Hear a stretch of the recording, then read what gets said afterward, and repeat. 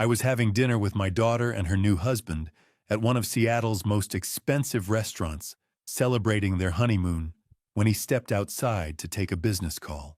Moments later, an elderly man approached our table, terror written across his face. He slipped a folded note into my hand and whispered, "Your daughter's in danger. Get her out. Now." I didn't know who he truly was, or how dangerous the man my daughter had married might be. But something in that stranger's voice cut through every doubt. And when you're a father, you don't ignore that feeling. So I chose to listen. That decision saved both our lives. Before we go any further, I want to say thank you for being here. It truly means a lot. Drop a comment and tell me where you're watching from and what the temperature is like where you are right now. I love seeing how far these stories travel across the world. Just so you know, this story includes some fictionalized elements woven in for impact and insight. Any similarity to real individuals or settings is purely coincidental. But the message I'm sharing with you, that part, is meant to stay with you. It was a crisp October evening in 2024 when my world changed forever. I'd spent 28 years building homes across Seattle, teaching myself that stability comes from solid foundations and careful planning. Every beam I've placed, every wall I've framed, I've done with the certainty that proper structure keeps people safe. I thought I understood how to build a secure life for my family. Turns out, I didn't understand the first thing about the dangers that could walk right through your front door wearing a perfect smile. The restaurant was one of those places where the silverware costs more than my first truck. All soft lighting, exposed brick, and hushed conversations punctuated by the gentle clink of wine glasses. The kind of upscale Seattle spot where the city's professionals celebrate milestones over $30 appetizers. Emma had picked it, wanting to mark the end of her honeymoon properly. My daughter's always had excellent taste, inherited that from her mother. 3 weeks into her marriage to Ryan Mitchell, Emma was glowing in a way I hadn't seen since before my wife Sarah passed 5 years ago. That glow was everything I'd hoped for when I walked her down the aisle. Everything a father wants his daughter happy, settled, loved. So why couldn't I shake this knot in my gut? "Dad, you're doing it again," Emma said, catching me studying Ryan across the candlelit table. Her laugh was warm, teasing. Doing what? I tried for innocence. The contractor's stare, like you're checking if he's structurally sound. She squeezed Ryan's hand. "He's not one of your buildings, Dad." Ryan flashed that easy smile of his, the one that had charmed my daughter through a whirlwind 6-month courtship. "It's all right, Emma. Your dad's protective. I respect that." He raised his wine glass toward me. "Bob, I promise I'm up to code. Foundation's solid." Everyone laughed. I joined in, but that nagging feeling wouldn't quit. 6 months from first date to wedding. Everything had moved so fast, like a project with an impossible deadline. And Ryan had insisted on handling all the paperwork, the marriage license, the bank accounts, the insurance updates. Said he wanted to make it easy for Emma, didn't want her stressed with legal details. She'd signed everything he'd put in front of her, trusting him completely. That's what love does, I suppose. Makes you trust. Emma was describing their honeymoon cabin near Mount Rainier, her eyes bright with the memory when Ryan's phone buzzed. He glanced at the screen, and something flickered across his face just for a heartbeat, like a crack appearing in smooth drywall. "I'm so sorry, honey," he said, already standing. "It's the Henderson account. I really need to take this." On a Friday night, Emma's disappointment was gentle understanding. That's my girl, always accommodating, always kind. Real estate never sleeps.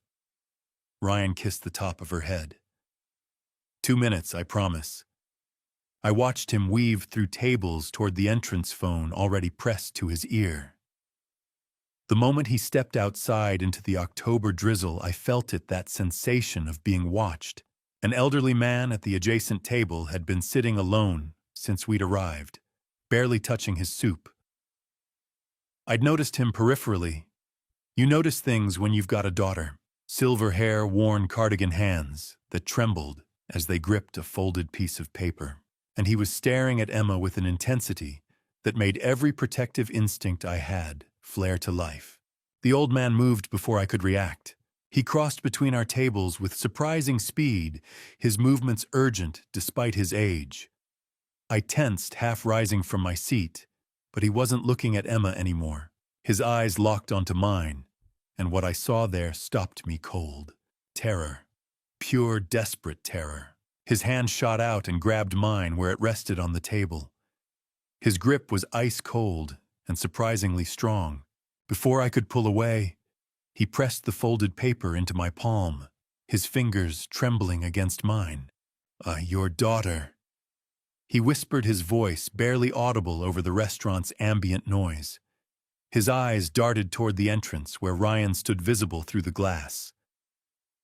"Read this. When he comes back, you need to be gone." "What are you talking about?" I started, but he was already pulling away. "A father always knows," he said louder, now urgent. "Trust that feeling in your gut. Trust it."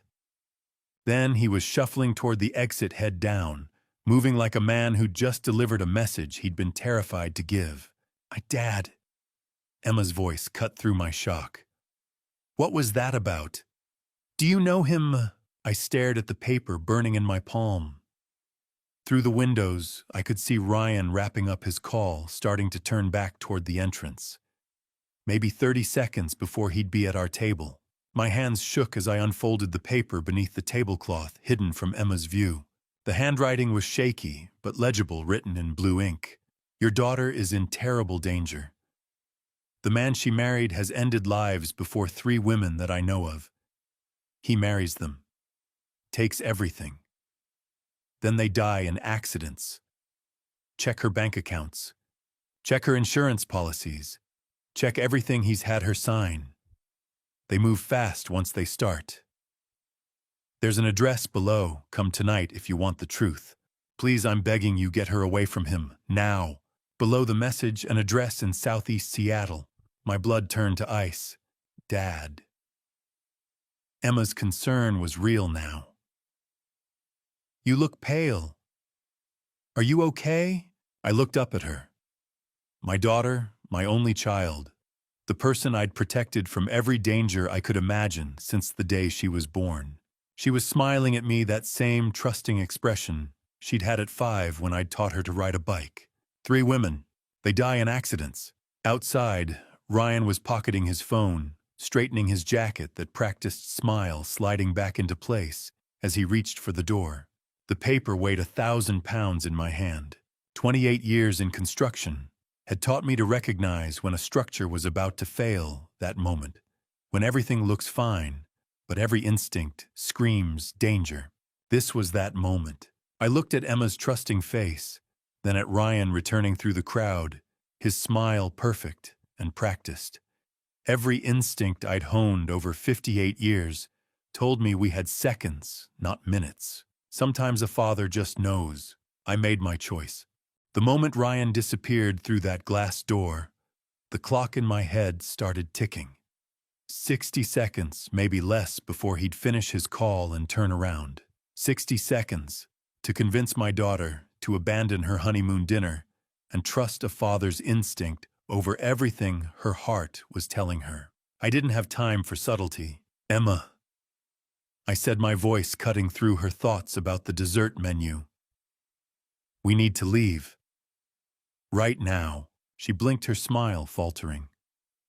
"What, Dad? We haven't even..." "Now, sweetheart." I was already standing, pulling cash from my wallet and tossing it on the table. "We're going." "Dad, what's going on? Are you sick?" Through the window, Ryan's silhouette shifted under the streetlights. He angled back toward the entrance. 30 seconds, maybe less. I leaned across the table. "Emma, do you trust me?" She stared at me. "Dad, you're scaring me." I know, I'm sorry. But answer me. Do you trust me? Something in my voice made her really look at me. I watched memories flicker behind her eyes, every promise I'd kept, every nightmare I'd chased away. She nodded slowly. Yes, always. Then stand up and follow me. No questions. Not here. She glanced toward Ryan outside, then back at me. Confusion battled loyalty. But my daughter has never gone back on her word. Okay, she whispered, reaching for her purse. I scanned the restaurant mapping exits. Walking out the front wouldn't work. Ryan would see us the moment he turned around. I needed distraction. I needed movement. I needed chaos. There it was, the red handle near the restrooms. Fire alarm. 28 years in construction meant I knew the consequences. False alarm. Fines. Maybe worse. But my daughter's life was folded in the paper inside my pocket. Sometimes being a good father means breaking the law. Stay close, I said, gripping her hand. Dad, what are you? I didn't answer. I pulled her toward the wall. A waiter tried to stop me, but I was already there, my hand wrapped around the cold metal. For half a heartbeat I hesitated, then I pulled. The alarm exploded into sound piercing, relentless. Strobes flashed, turning the elegant dining room into a stuttering nightmare of light and noise. For 1 second everyone froze, then panic. Chairs scraped, glass shattered. People surged toward the exits in a single desperate wave. Beautiful chaos. I pulled Emma into the flow, shielding her with my body, steering us toward the glowing green exit sign over the emergency door. Dad, she shouted. What did you do? Saving your life, I yelled back. We hit the crash bar together and stumbled into the October drizzle. The alley behind the restaurant was narrow and dark, lit only by a flickering security light. The exit alarm joined the symphony, echoing against brick walls. Rain soaked us instantly. Emma stood there, breathing hard, eyes wide. Dad, she whispered. What is happening? Before I could answer, heavy footsteps pounded behind us. Emma, Ryan. I pulled her into the shadows beside a dumpster and pressed a finger to my lips. Through the open door, Ryan's silhouette appeared backlit by flashing lights. He stepped into the alley phone flashlight, slicing through the rain. Emma, louder now. Baby, where are you? The front of the restaurant must have been chaos, fire trucks evacuating diners, but he'd come to the back. How did he know? Emma trembled beside me. I felt her wanting to call out to fix this. I tightened my grip and shook my head. Ryan stepped farther into the alley. The flickering light caught his face. The worried husband was gone. What replaced it was cold and focused. His eyes swept the alley with predator calm. When they passed over us, I stopped breathing. 3 heartbeats. Then his phone rang. He swore and answered. What? No, I'm looking for them. I don't know, she just disappeared. Yes, with her father. The alarm went off. I'll find them. Give me a minute. His voice moved back toward the door. I waited 30 seconds, then pulled Emma from hiding. We moved quickly toward the far end of the alley. My truck was parked a block away. We reached the side street and I glanced back. Through the rain and flashing lights, Ryan pushed through the crowd, out front, scanning faces. For a second his eyes swept our direction, and his face, God. The charm was gone. The warmth, the easy smile, the perfect son-in-law mask erased. In its place was something colder, patient, calculating. A man adjusting strategy after losing control of the board. Something that told me the old man's warning hadn't been paranoia. It had been survival. Emma followed my gaze and saw him too. Dad, she breathed. And this time there was no doubt in her voice. What did he do? I didn't answer immediately. The paper in my pocket felt heavier than steel. Not what he did, I said quietly. What he was planning. Her fingers tightened around mine as another fire truck roared past. Blue and red lights painted the street in violent color. He said he loved me, she whispered. I know. And you're saying... I'm saying we don't go back, I cut in. Not tonight. Not until I show you something. Behind us, Ryan turned in a slow circle, searching. His phone was back at his ear. His movements were controlled, not frantic. A hunter who knew his prey was close.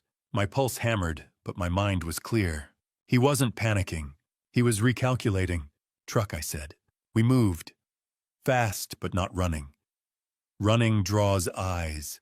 When we reached it, I unlocked the doors and ushered her inside. Rain drummed on the roof as I started the engine.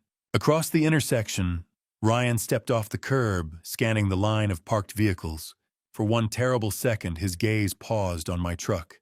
Then another siren wailed, and a cluster of diners rushed between us, breaking his line of sight. I pulled into traffic.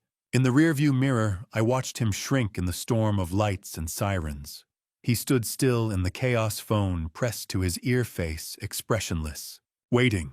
Planning. Emma stared straight ahead. Silent now, the trust she'd given me settling like armor around us both.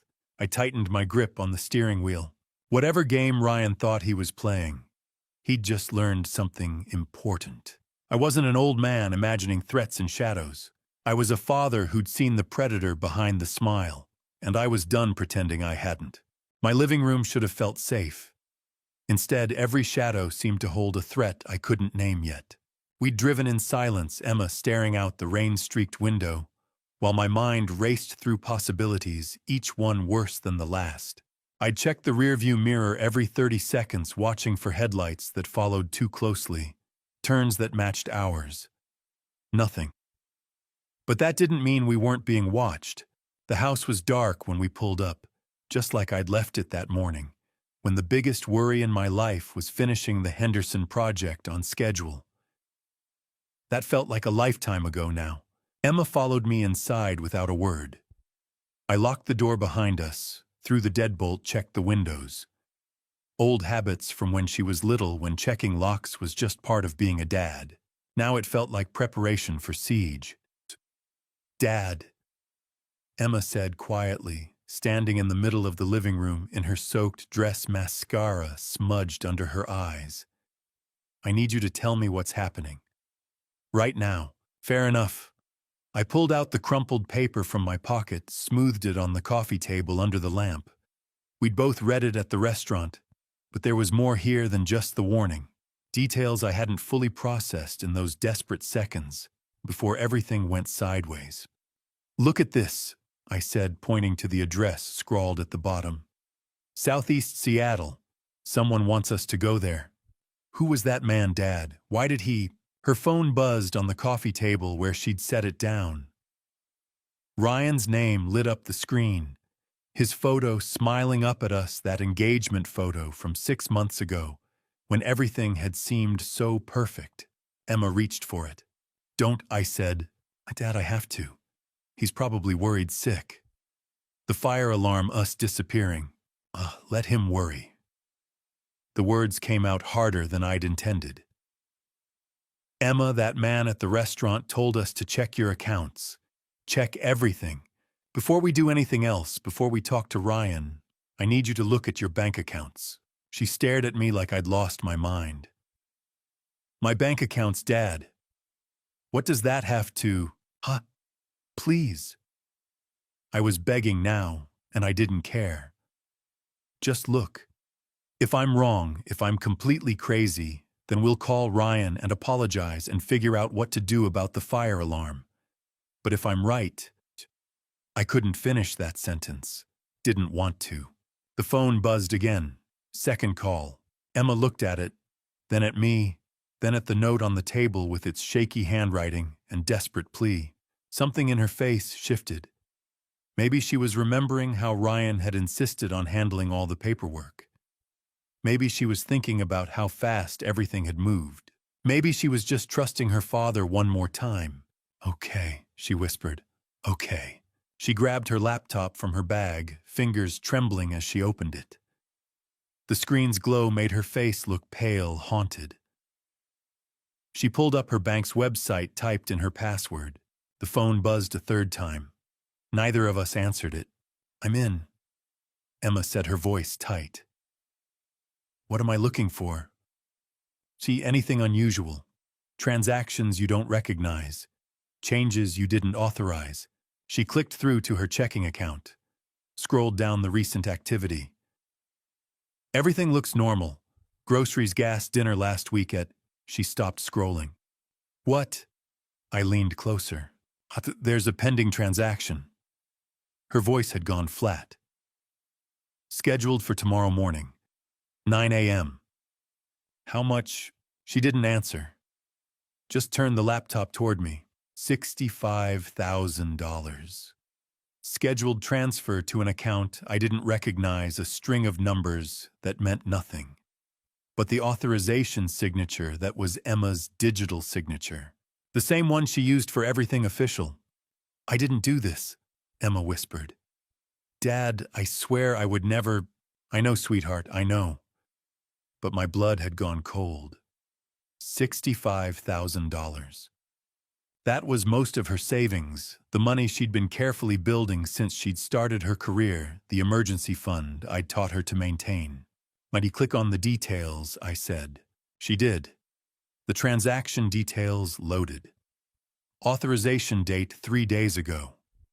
3 days into her marriage. The digital signature was definitely hers. I could see the certificate ID, the timestamp, everything that made it legally binding. The insurance papers. Emma breathed. 3 days ago, Ryan brought home a stack of forms. Said we needed to update everything now that we were married. Beneficiary forms, insurance policies. He had his laptop, said he'd handle the digital signatures since I was tired. Her voice was rising now, panic bleeding through. I signed them on his computer. He said it was easier that way. I trusted him. The phone buzzed a 4th time. What else? I asked, trying to keep my voice steady. Check everything. Savings, investments, anything you've got. Her fingers flew over the keys, clicking through accounts, while I watched over her shoulder. Each screen loaded like a punch to the gut. Savings account. New restrictions added 3 days ago. Required secondary authorization for any withdrawals over $500. The secondary authorizer, Ryan Mitchell. Investment portfolio beneficiary, changed from me, her father, the person she'd named when she'd opened the account at 22, to Ryan Mitchell. Changed 3 days ago. Life insurance policy through her work, beneficiary updated. 3 days ago. Every single change bore her digital signature. Every single change was dated within 72 hours of her saying, I do. Oh, this isn't possible. Emma was shaking now, her voice cracking. I signed insurance forms, standard stuff, not this. Not. She looked at me, and for the first time since she was a little girl, I saw her completely lost. Dad, what is this? I thought about the old man's note. 3 women. They die in accidents. I thought about how fast everything had moved. 6 months from first date to wedding. I thought about Ryan's face in that alley, the cold calculation, the predator's patience. This wasn't random, I said quietly, more to myself than to her. This was surgical, professional, planned. The phone buzzed a 5th time, then a 6th, 7th. Emma stared at it. What if he knows? What if running away told him that we know something's wrong, and then we need to know more before we talk to him? We need to understand what we're dealing with. 8th call. Emma's hand hovered over the phone, years of conditioning, telling her to answer, to be the good wife, to smooth things over. Amita, I said, my voice as serious as it had ever been. Look at that screen. Look at what's been done to your accounts. She looked, really looked. And I watched the last piece of innocence crumble from her face. Her phone went quiet. The silence felt heavier than the buzzing had. Dad, she whispered, and her voice was shaking now. Really shaking. What if running was the worst thing we could have done? What if he knows we know? What if... She couldn't finish. Didn't need to. Because we both understood now. This wasn't paranoia. This wasn't overreaction. This was real. The man my daughter had married 3 weeks ago had spent those 3 weeks systematically taking control of every dollar she owned. And if that old man's note was right, the accidents came next. The phone lit up with a 9th call. Neither of us reached for it. "We have to go, now." The words were out before I'd fully formed them. But Emma's question had crystallized everything. If Ryan realized we suspected him, we'd lose the only advantage that old man's warning had given us. The address on that folded paper wasn't just information, it was our lifeline. And every second we hesitated felt like it was burning through my pocket. 10 minutes later, we were in my truck. Emma's overnight bag lay half-zipped in the back seat. I told her to pack light and move fast. Ryan had called twice while she grabbed essentials. We'd watched his name flash across her screen like a threat and let it ring out. The address led us into a part of Seattle where hope seemed thin and houses leaned close together against the October cold. The 30-minute drive carried us through streets that grew quieter, darker, emptier. Emma sat rigid beside me, her phone clutched in both hands. By the time we turned onto the final street, Ryan had called 3 more times. Each one went to voicemail. The house stood on a narrow lot, its silver paint glowing pale in our headlights. A chain-link fence enclosed a carefully tended garden, roses still blooming, a vegetable patch recently worked. Someone here valued details in a neighborhood where most yards had surrendered years ago. Before I could knock, the porch light flicked on. The door opened to reveal the elderly man from the restaurant, the one who'd slipped that paper into my hand hours earlier. In proper light, he looked about 65, silver hair, combed back eyes, carrying a sorrow I'd only seen once before, when I had to tell a client their son wouldn't be coming home from Afghanistan. "Mr. Blake," he said calmly. "Emma, please come in." The fact that he knew our names sent a chill through me. Inside the house was modest but immaculate. Hardwood floors gleamed under warm lamplight. Old furniture well cared for. Lemon polish and fresh coffee lingered in the air, but it was the living room walls that made Emma gasp. Photographs, dozens, arranged in neat rows like a museum display. Young women all about Emma's age, captured in moments of joy, weddings, graduations, mountain hikes, beach vacations. Each picture labeled with a name and dates in careful handwriting. "My name is Henry Foster," the old man said, gesturing for us to sit. His hands trembled faintly as he poured coffee from a waiting carafe. "I know this seems impossible, but everything I'm about to tell you is documented." He moved to the first photograph, a brunette in a white wedding dress smiling at the camera. "Lauren King. She married your son-in-law 10 years ago." He placed a marriage certificate on the table. 6 months later, she died. Carbon monoxide poisoning from a faulty furnace in their rental home. Ruled accidental. He laid out the death certificate stamped by a Seattle medical examiner. Then a property transfer deed. Lauren's inherited house investment accounts. Life insurance, everything passing to Ryan Mitchell. $425,000. Kayla Roberts. He gestured to a blonde in hiking gear on what looked like Mount Rainier. 7 years ago. Married 8 months. She fell during a routine climb on a trail she'd done dozens of times. Authorities ruled it an accident. Another marriage certificate. Another death certificate. Another transfer. $380,000. Nicole Turner. A redhead in doctoral regalia. 4 years ago. Brilliant research scientist. Married less than a year when she died of an apparent prescription overdose. Toxicology showed opiates mixed with alcohol. $315,000. I did the math automatically. That's 1.12 million. Exactly. Henry's voice held steady, but his eyes shone. Each time the same pattern. Fast romance. Marriage within months.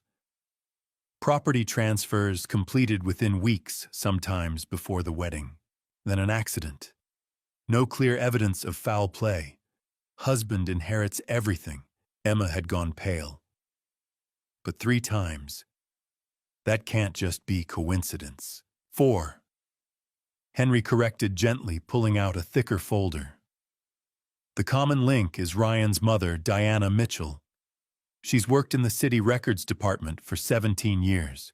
Marriage licenses, death certificates, property transfers. Everything passes through her office. She has access to forged signatures, backdate documents, create paper trails that survive scrutiny.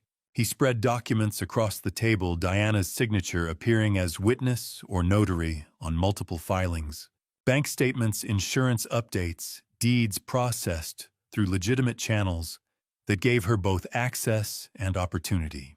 I spent 2 years tracking the pattern, Henry continued. Diana files paperwork.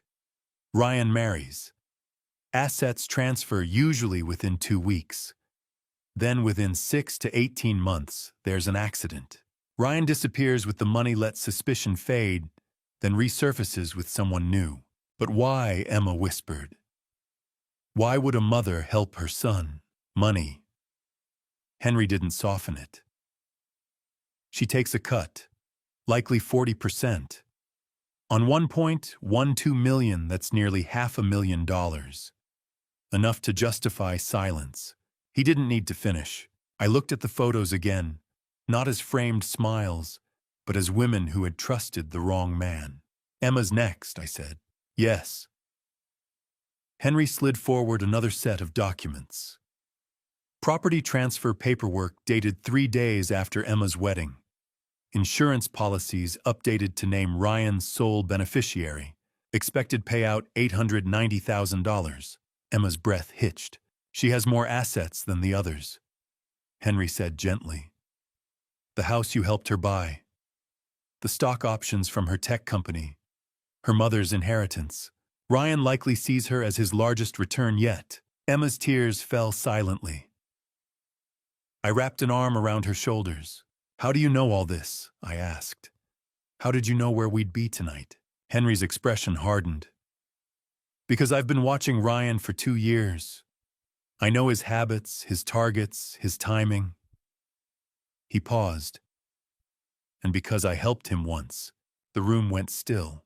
He stepped to the end of the photo display and tapped a 4th picture, a young woman with dark curls and green eyes laughing at a beach picnic. Amanda Foster, he said quietly. Officially, she died 2 years ago in a single vehicle accident on Interstate 5. Rainy night, car off an embankment. Ryan collected $750,000 from her estate. He looked directly at me, but she didn't die. She survived, and she's been watching him ever since. Dawn broke gray and cold over Seattle. I'd managed maybe an hour of restless sleep on Henry's worn couch, Emma curled in an armchair beneath a blanket he'd given her. Every time I closed my eyes, I saw the photographs on his wall, Lauren, Kayla, Nicole, smiling faces frozen before futures were stolen. The phone rang at exactly 6. She wants to meet, Henry said without greeting. His voice was different now, hard, efficient. 15 minutes from here. A diner. 6:30. Emma was awake before I ended the call. Amanda. I nodded. Time for answers. The diner sat where an aging industrial strip met tired residential blocks. Nancy's 24-hour cafe glowed beneath a flickering neon sign. The kind of place shift workers used and nobody asked questions. Nancy, silver hair and a tight bun, poured coffee without comment. We took a back booth. Emma wrapped both hands around her mug like she could warm herself from the inside out. At 6:32, the door chimed. The woman who stepped in looked nothing like the vibrant figure in Henry's photograph. That version of Amanda had been bright laughing. This one moved carefully, dressed in neutral clothes, shoulders slightly hunched, as if shrinking from notice. But when she slid into the booth across from us, I saw it in her eyes, wariness carved deep. The look of someone who had survived something monstrous. Mr. Blake, Emma. Her voice was quiet but steady. I'm Amanda Foster. Up close, she was mid-30s. A faint scar traced above her collar. How do I know that I asked? How do I know you're not working for Ryan? She didn't react. She simply pulled down her collar. The scar began at her jaw and ran down her neck, pale and unmistakable. Because he did this, she said, and he believes I'm dead. She let the fabric fall and took a sip of coffee. When she spoke again, her tone was level, rehearsed by repetition. 2 years ago, I married Ryan Mitchell. He was charming, attentive, everything I thought I wanted. We met at a tech conference. He said he was in real estate development. 3 months later, we were engaged. 6 months later, married. Emma made a small sound. The pattern mirrored her own. 3 months after the wedding, he suggested a road trip. Cascade Loop. Romantic getaway. Highway 2 towards Stevens Pass. Her hands tightened around the mug. He'd tampered with the brakes and the steering column. When I tried to turn, nothing responded. The car went through the guardrail and rolled down an embankment. You survived, I said quietly. Barely. I was thrown partly through the windshield. That's how this happened. Her fingers brushed the scar.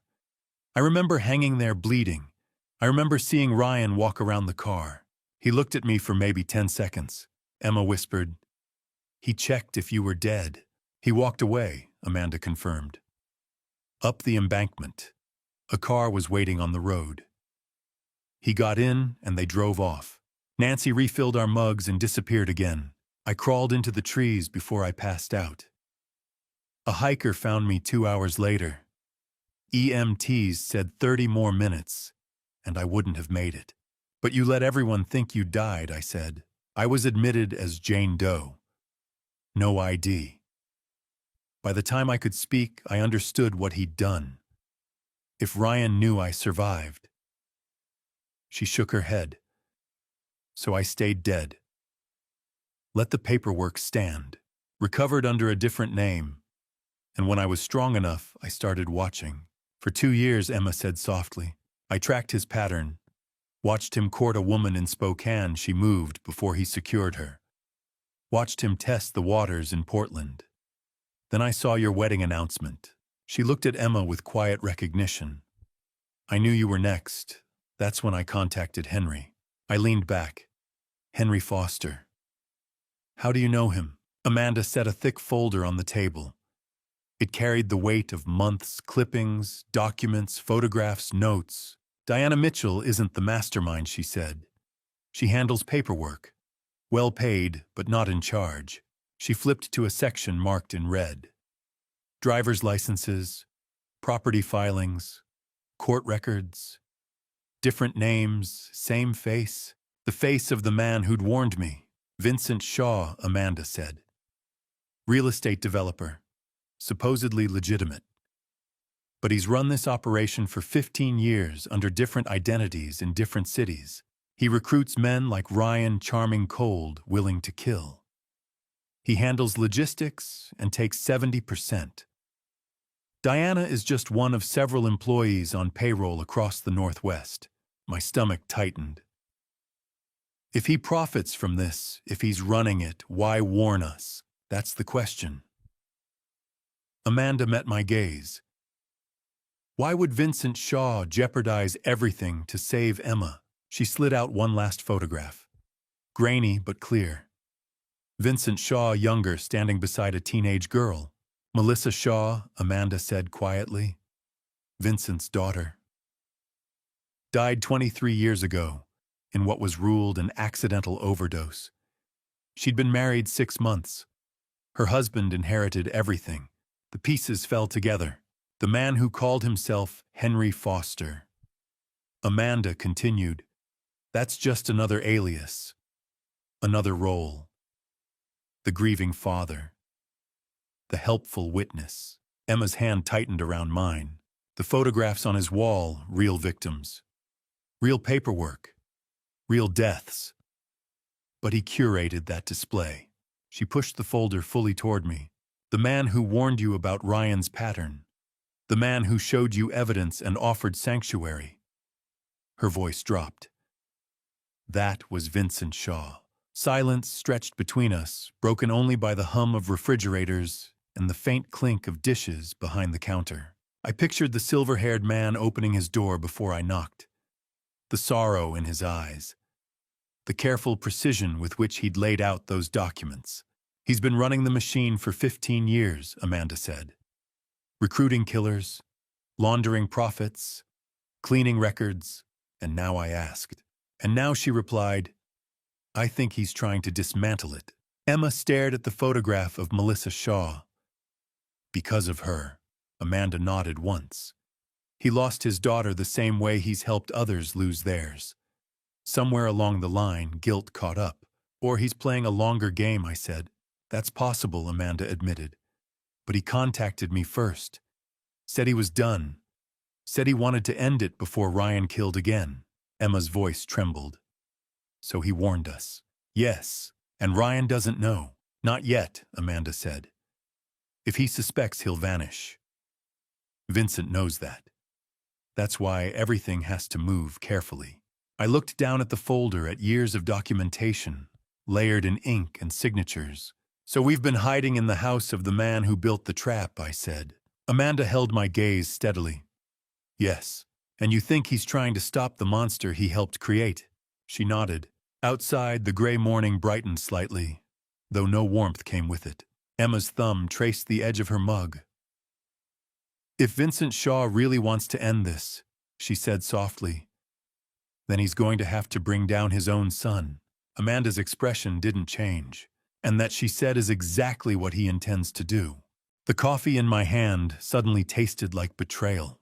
I turned slowly, already knowing what I would see.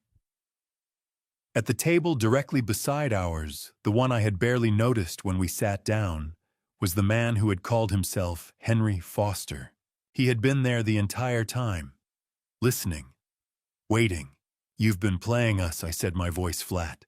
The elderly posture vanished. He straightened, and the illusion dissolved. His shoulders no longer stooped. His eyes were sharp, not roomy. Even his voice when he spoke carried no tremor. Guilty, Vincent Shaw said smoothly. But I also saved your daughter's life. At least for now. Emma's hand found mine under the table, her grip tight. Why, Amanda asked quietly. Why reveal yourself now? We could have walked away believing Henry was just another grieving father. Because we're past subtlety, Vincent replied. And because Bob needs to understand the choice in front of him. I'm not making any deals with you, I said. You haven't heard the terms. He leaned back comfortably. I've been running operations in the Pacific Northwest for 15 years. Tech executives, federal contractors, people with complex estates and clean public profiles. 1 or 2 cases a year, different cities spaced out enough to avoid patterns. The FBI has a file on me. It's thin. He gestured dismissively. Diana Mitchell, on the other hand, is sloppy. 4 victims in 10 years, same region. Greedy. Property transfers 3 days after a wedding that draws federal attention. And federal attention in Seattle is bad for my interests elsewhere. So you want her removed, Amanda said. I need her removed. But I can't do it directly. If she disappears, I'm the first suspect. However, he smiled, a concerned father uncovering a murder conspiracy. That's civic responsibility. You manipulated everything I said. The warning, the house, the photographs, Amanda. Vincent saved me, Amanda said quietly. I turned to her. 2 years ago, I should have died on that mountain road, she continued. He had someone watching Ryan for separate reasons. When the crash happened, his people pulled me out and got me to a hospital. I survived because I agreed to help when he called in the favor. I gave you information, Vincent said. You chose how to act. You ran from the restaurant. You came to the house. You believed what you saw. I opened doors, and now I asked. You expect me to take Diana down for you. I expect you to save your daughter. He pulled out his phone and turned the screen toward us. A live feed. Ryan's car parked outside a building I knew too well, Emma's apartment complex. He's been circling since midnight, Vincent said calmly. He knows something is wrong. Diana will give the order within 24 hours. Maybe less. Emma went pale. You have two options, Bob, Vincent continued. Option 1.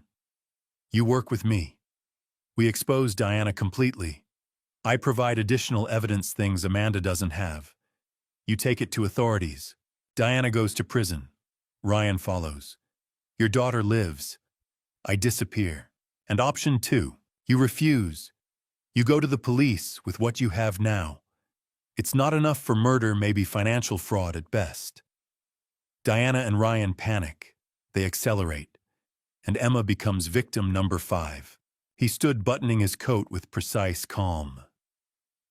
You have until 7 a.m. tomorrow. That's when Diana moves regardless. I know her patterns. And if I turn you in instead, I asked. Vincent smiled faintly. Henry Foster doesn't exist. The house you visited has already been scrubbed. You can try, but time spent chasing me is time Ryan uses planning your daughter's accident. He stepped toward the door. Amanda followed silently. At the threshold, he paused. Choose wisely, Bob. My way, Diana goes to prison. Your way. He shrugged. Ryan finishes what he started. The door chimed behind them. Through the window, I watched Amanda slide into the driver's seat of a black sedan, Vincent beside her. They merged smoothly into morning traffic. Nancy returned, topped off our coffee, and left the check face down. The fluorescent lights buzzed. A low radio played classic rock. The world continued as if nothing had shifted. Dad. Emma's voice trembled. What do we do? I watched the sedan disappear around a corner. 24 hours. The sun climbed higher, stretching shadows across the parking lot. 24 hours to decide whether to make a deal with a crime boss or risk my daughter's life. Two predators. Both dangerous. Both wanting the other gone. Vincent had called Diana sloppy, greedy, drawing attention. He had also made one mistake. He had assumed I would choose between them. But maybe the way to beat two hunters wasn't to ally with one. Maybe it was to turn them on each other. I looked at Emma, brave, frightened, alive. I think I said slowly, we let them believe we're choosing. Her brow furrowed. What does that mean? It means we make Vincent think we're working with him. We make Diana think we're running scared. And we give both of them just enough truth to make them doubt each other. Emma stared at me, understanding dawning. Divide them, she whispered. Yes. Vincent relied on patterns. Diana relied on paperwork. Ryan relied on control. If we disrupted all three at once, maybe they'd turn inward instead of outward. 24 hours. Enough time to set a trap, but only if we moved first. Nancy's check sat between us. The world outside brightened with indifferent sunlight. I reached for my phone. First, I said we call Vincent back. Emma swallowed. And tell him what? That we're in. Her eyes searched mine. Are we? No, I said quietly. We're just making him think we are. Outside traffic thickened with morning commuters, unaware that somewhere between them, two criminal operations were preparing to move. And for the first time since this nightmare began, I felt something that wasn't fear, strategy. For hours, I wrestled with Vincent's ultimatum. Every choice felt like betrayal of justice of the victims of my own conscience. By noon, I realized I'd been asking the wrong question. The problem wasn't which predator to help. It was how to trap them both. I paced my living room 28 feet I'd measured and built myself 15 years ago. Emma sat curled in Sarah's old reading chair watching me wear a path in the carpet. Ryan had stopped calling around 10 a.m. That silence felt more threatening than the ringing ever had. You're not actually considering helping Vincent, Emma said. No, but I am considering making him think I am. She straightened. A double cross? More like a triple cross. We need evidence against both Vincent and Diana. Real evidence.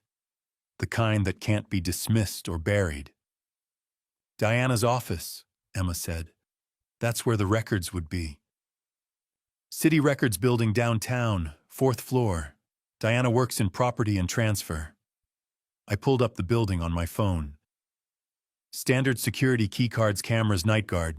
Emma came to stand beside me.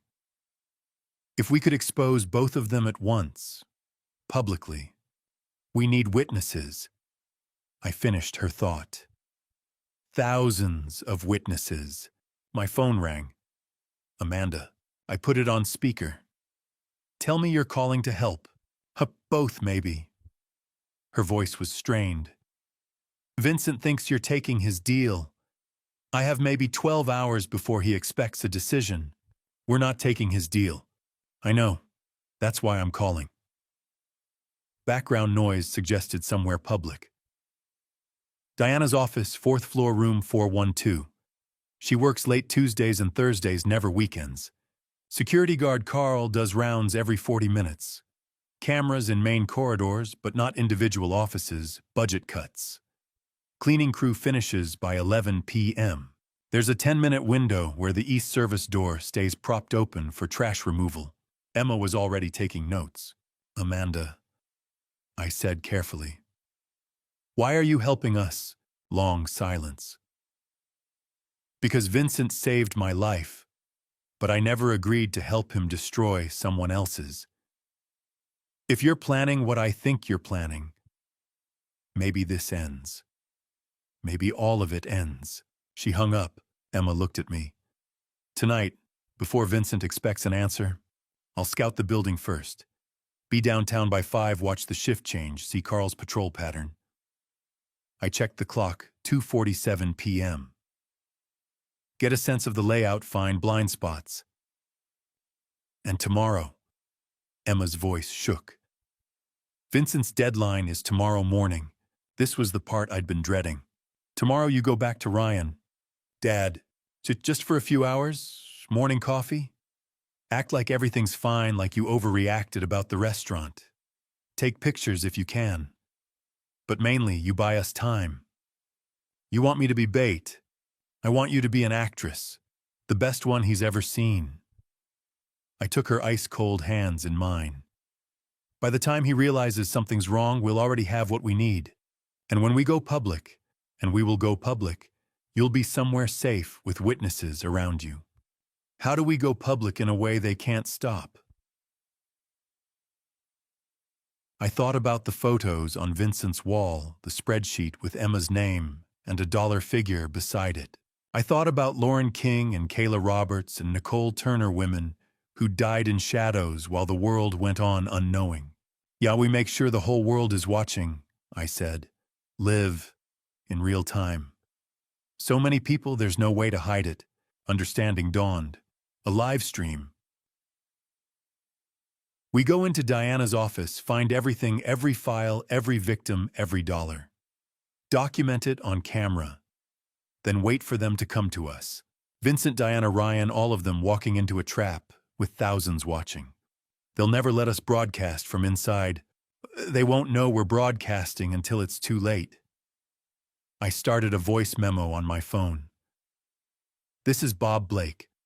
October 15th, 2024, 3:02 p.m. My daughter Emma and I are about to expose a criminal conspiracy involving multiple deaths and millions in fraud. If you're hearing this, we've either succeeded or... I stopped, saved it. There's insurance. We document everything, upload it multiple places.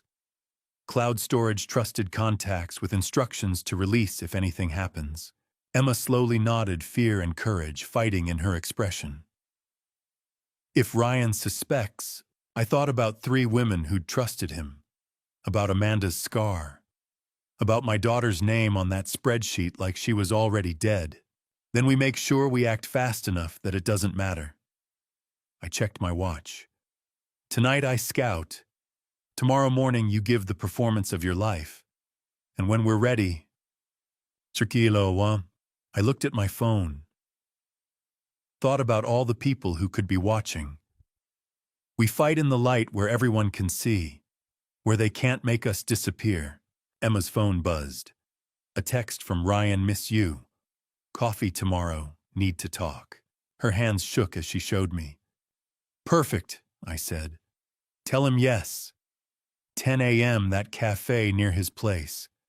Public, lots of people, she typed with trembling fingers. Yes.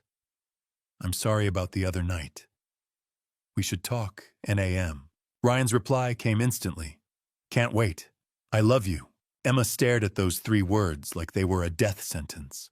Knock, we're going to end this, I told her. Tonight we get evidence. Tomorrow you keep him distracted. Then we bring it all down where everyone can see, Vincent and Diana both. She looked up at me, and I saw her mother in her face, that same stubborn determination. Okay, Emma said. Let's do it. Outside afternoon sun descended toward evening. Somewhere across the city, Vincent waited for an answer he'd never get. Diana shuffled papers at her desk business as usual. Ryan planned his next move, thinking he had all the time in the world. They were all wrong. By this time tomorrow, the whole world would know their names, and this time the victims would have witnesses. The afternoon after our break-in, watching Emma prepare to walk back into Ryan's trap, was the hardest thing I'd ever done. We had evidence safely backed up in the cloud files. Photographs, Diana's spreadsheets showing every victim and every dollar. Now we needed to buy time before making our final move. Emma stood before her bedroom mirror practicing her lines like an actress preparing for opening night. Hey, I'm sorry. My dad just... He panicked, you know. I watched from the doorway, my chest tight. You can still back out. She met my eyes in the reflection. No. Those women, Lauren, Kayla, Nicole, they trusted him completely. That's why they died. I'm walking in there knowing exactly what he is. That's my advantage. She pulled out her phone, stared at Ryan's name in her contacts. 36 hours since she'd last spoken to him. 36 hours he'd been wondering, worrying, possibly planning. She hit dial. Ryan. Her voice was perfect, hesitant, apologetic, young. I'm so sorry. I could hear his voice through the speaker relief mixed with something else. Something calculating. Emma, thank God. Where are you? I've been losing my mind. Dad had some kind of panic attack. Made me scared of everything. Can we meet? I need to see you. Of course. The cafe, 2 o'clock. Perfect, I'll be there. She hung up and looked at me. He bought it. He wants to believe it, I said. That makes him vulnerable. I followed from a distance, parking across the street, where I had a clear view through the cafe windows. My phone was recording insurance documentation evidence if anything went wrong. Ryan arrived 5 minutes early. Through the window, I watched him choose a table with sight lines to the door, check his phone, twice run his hand through his hair. If I didn't know better, I'd think he was a nervous man in love. Emma walked in at exactly 2 p.m. Ryan stood immediately, his face transforming into perfect concern. He pulled her into a hug that looked tender, protective. She didn't pull away, my brave girl. They sat. I couldn't hear the words, but I could read the scene. Emma's body language hesitant, confused, apologetic. Ryan's understanding, forgiving, loving. The perfect husband, whose wife had been temporarily led astray by her overprotective father. He took her hand across the table. She let him. They talked for 20 minutes. Coffee arrived. Emma laughed once, a performance so good I almost believed it myself. Ryan's posture relaxed incrementally. Whatever doubts he'd harbored were being carefully dismantled by my daughter's acting. Then Ryan leaned forward, said something that made Emma nod. He gestured toward the street, toward his apartment building 3 blocks away. She hesitated, perfectly calibrated uncertainty, then agreed. They stood. He paid. His hand settled on the small of her back as they walked out. I waited 30 seconds, then followed. Ryan's apartment was on the 3rd floor of a modern building, all glass and steel, the kind of place that screamed success. I parked where I could see his windows, sent Emma a text, I'm here. You're not alone. Three dots appeared, then I know. Going in now. The next 2 hours were the longest of my life. Later, Emma would tell me what happened inside. How Ryan had been the perfect host, offered wine, put on music, made her comfortable. How he'd pulled out folders of paperwork, spread them across his glass coffee table. Hiding insurance updates, he'd said. We should finalize these soon. Standard beneficiary changes for married couples. Emma had played confused. This looks complicated. Dear, trust me, it's routine. We just need to complete them within the next few days. She'd pretended to read the forms, while her phone, hidden in her purse with the camera lens exposed, silently photographed everything on the table. When Ryan went to the kitchen for more wine, she'd moved fast, flipped through the folders, captured images of documents that would never hold up in court because they'd been obtained illegally, but would be devastating in the court of public opinion. A list of names with dates beside them, financial projections in neat columns, notes about timelines and methods, and at the bottom in Ryan's careful handwriting, Emma Blake, timeline 3 days, hiking accident, 3 days. Her hands had been shaking when she signed a harmless form to maintain her cover, a dental insurance update that meant nothing. Ryan had returned, seen her signature, smiled.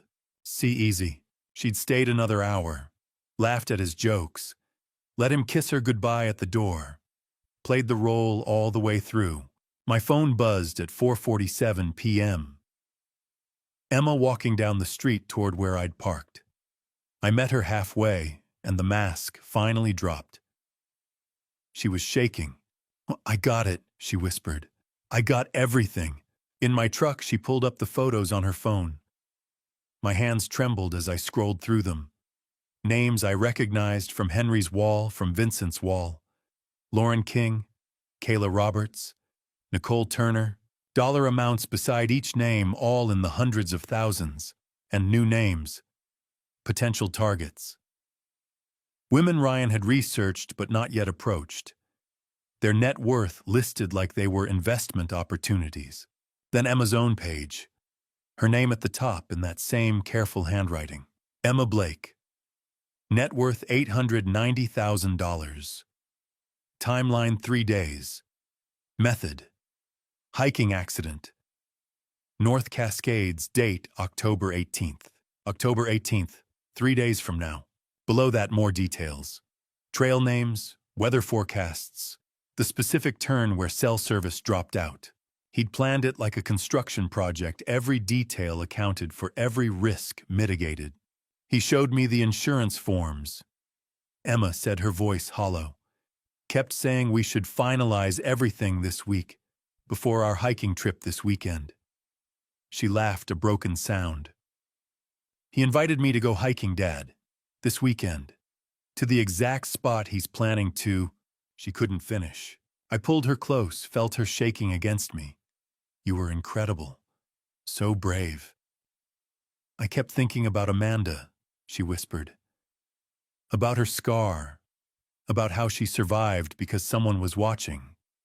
We have evidence now. From Diana's office and from Ryan's apartment. Both of them documented. I looked at the photos again. At my daughter's name with a death date beside it. At the casual professionalism of a man who'd turned ending lives into a business model. Whatever we're doing next, Emma said, pulling back to look at me. We have to do it now. He's moving faster than we thought. 3 days. We'd bought time with last night's break-in, gathering evidence from Diana's office that proved the pattern. But Ryan was accelerating, perhaps sensing something was wrong, perhaps just following his timeline. Either way, we were out of time. Tonight, I said. We make our move tonight. That afternoon, while Emma rested before tomorrow's performance, I drove downtown to scout the building where Diana Mitchell kept her secrets. 28 years in construction had taught me that every building has weaknesses. I just needed to find Diana's. Downtown Seattle at 5 p.m. was a river of people flowing toward parking garages and bus stops. I found a coffee shop across from the City Records building, ordered something I didn't drink, and settled at a window table with a clear view. The building was pure 1970s, brutalist 6 floors of poured concrete with narrow windows like defensive slits. The kind of architecture that prioritized function over form, built during an era when governments believed in permanence. I'd worked on the seismic retrofit of a similar building in 2019. I knew this type solid institutional aging infrastructure beneath a maintained exterior. From my vantage point, I watched the exodus. Office workers in business casual streamed through the main entrance. At 5:15, I spotted Karen, the office staffer Amanda had mentioned, leaving with a canvas tote bag and earbuds in. She looked tired, ready for her evening to begin. Through the glass front doors, I could see the security desk. Carl sat behind it, middle-aged and thick around the middle, wearing a uniform that had seen better days. As I watched, he stood stretched, picked up his radio, and disappeared into an interior corridor. I checked my watch and started timing. 40 minutes later, Carl reappeared at his desk. Sat down, made a note in his logbook, settled back into his chair. The rhythm of institutional security, predictable, methodical, human. I left the coffee shop and walked the building's perimeter. The main entrance faced the street cameras above the door's card readers, too exposed. The north side entrance was similar, but the rear, where the building faced an alley shared with 2 other office complexes, told a different story. The loading dock area was active at 6:30 p.m. A maintenance truck was backed up to the service entrance, and I watched 2 workers in coveralls prop the metal door open with a wheeled cart while they hauled cleaning supplies inside.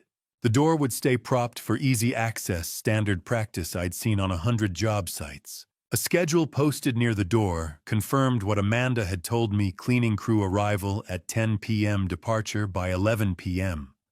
4 hours to service 6 floors. I circled back to study the camera positions. The building's security system was visible from the outside, black domes mounted at regular intervals. Heavy coverage on floors 1 through 3 where public services operated. But the 4th floor, where property and transfer sat, had only 2 cameras I could identify, both covering the main corridor. The stairwell would be the weak point. Emergency egress stairs in buildings this vintage rarely had cameras, too expensive to retrofit, and most security directors focused on main entry points and high traffic areas.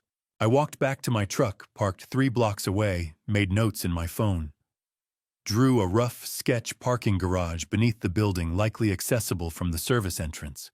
Stairwell connecting all floors. 4th floor corridor with 2 cameras. Room 412 at the end of the hall, Amanda's intel. At 8 p.m. I returned for the evening observation. The city had transformed.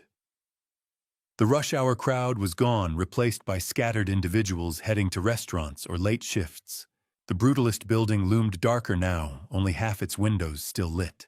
Carl's silhouette was visible through the front glass, doing another round. I timed him again. 40 minutes, almost to the second. He was a creature of habit, probably had been doing these same rounds for years, long enough that the routine had worn grooves into his night. By 9 p.m. I had what I needed. The window would open at 11:15 p.m. after the cleaning crew departed, but before Carl's next patrol cycle. The service entrance offered the best access point. The 4th floor had minimal camera coverage. The stairwell would be dimly lit with only emergency lighting, easy to navigate for someone who knew buildings. I sat in my truck reviewing my notes. Every line I'd drawn, every timing I'd calculated, every camera angle I'd memorized, pointed to a single conclusion: this was feasible, but tight. One mistake, one deviation from the schedule, and Emma and I wouldn't just lose our opportunity. We'd lose everything. The plan crystallized. Enter through the service entrance at 11:15, take the stairwell to avoid cameras, reach the 4th floor, while Carl was finishing his patrol of the 2nd floor. Locate room 412. Gather what we could in approximately 20 minutes, exit before Carl's next round began at midnight. 20 minutes to document years of fraud. 20 minutes to gather evidence against both Diana and Vincent. 20 minutes to save my daughter's life. I started the engine. Time to go home, rest for 2 hours, and then attempt the most dangerous thing I'd ever done. Not because I was brave, not because I knew what I was doing, but because Emma's name was on a spreadsheet in that building with a dollar figure next to it, like she was already dead. Because 3 women before her had trusted the wrong man and paid with their lives. Because Amanda Foster had survived against impossible odds and deserved to see justice done. Because sometimes the only way to protect what you love is to walk into the darkness and drag the truth into the light. I drove through Seattle's evening streets, past restaurants where people laughed over dinner, past movie theaters where couples held hands, past the normal life Emma should have been living, instead of preparing to deceive a man who was planning her death. 2 hours until 11:15 p.m. 2 hours to review the plan, check the equipment, tell Emma I loved her. 2 hours before I'd find out if 28 years of building things had taught me enough about how to break into them. 11:15 at night in downtown Seattle felt like being at the bottom of an ocean dark, cold, and full of hidden dangers. Emma sat beside me in my truck, USB drive in her pocket, fear and determination warring across her face. "Wadium," I asked, though I knew neither of us could ever be truly ready for this. She nodded, gripping the door handle. "Let's finish this." We'd parked on sub-level B2 of the garage beneath the City Records building, far from the camera coverage I'd mapped during my reconnaissance. Both of us wore dark clothing and baseball caps pulled low, not enough to hide our identities if someone looked closely, but sufficient in the shadows and emergency lighting. "Stay close," I said as we exited the truck. "Stay quiet. If anything goes wrong, you run. Promise me." "We'll both run, Dad." The service entrance was exactly where I'd seen it that afternoon. The metal door propped slightly ajar by a wooden wedge maintenance protocol I'd counted on. No alarm sounded as I pulled it open, just enough for us to slip through. Inside, the corridor smelled of industrial cleaner and old concrete. Emergency lights cast everything in a dim green glow. The cleaning crew had finished their work and departed 15 minutes ago, leaving behind the particular silence of a building that should be empty. I found the stairwell door, heavy metal, no window, no camera above it. Old building design, back when security meant locks and guards, not digital surveillance. The door opened with a low creak that made Emma flinch beside me. The stairwell was darker than the corridor, lit only by emergency exit signs at each landing. Our boots made soft sounds on the metal stairs despite our efforts at silence. Each footfall seemed to echo upward through the concrete shaft. Second floor. I paused, listening. Nothing but the ambient hum of a building at rest, HVAC systems, electrical transformers, the white noise of infrastructure. Third floor. Emma's breathing was quick and shallow beside me. I squeezed her shoulder once, reassurance without words. Fourth floor. The door had a narrow window of reinforced glass. I edged up to it, careful to keep most of my body out of sight, and peered through. The corridor was empty. Fluorescent lights buzzed overhead, casting that familiar institutional glow. I could see the 2 cameras I'd identified earlier, mounted near the elevator bank, their lenses pointing down the main hallway.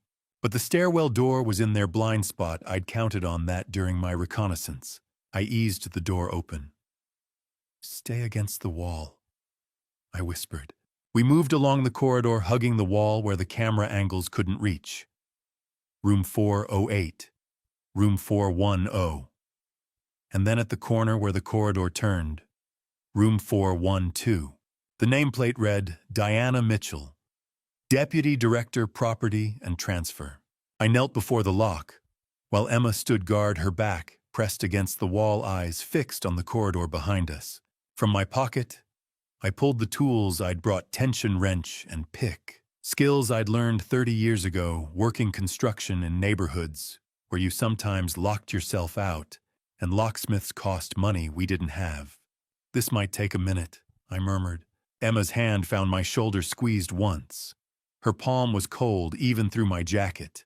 The lock was standard commercial grade, better than residential, but not high security. I worked the pick carefully, feeling for the pins, applying steady pressure with the wrench. 5 pins. The first 2 gave easily, The third was stubborn. Behind me, Emma's breathing stopped for a moment. Someone's. I froze, listened. Footsteps distant from the far end of the corridor. But they faded away, moving down a different hallway. Not Carl, probably a late worker heading to the parking garage. The fourth pin clicked. The fifth. And then the tension wrench turned, and the bolt slid free with a soft, metallic click that sounded like a gunshot in the silence. The door opened into darkness. Inside the office was everything I'd expected, and nothing at all. File cabinets lined one wall.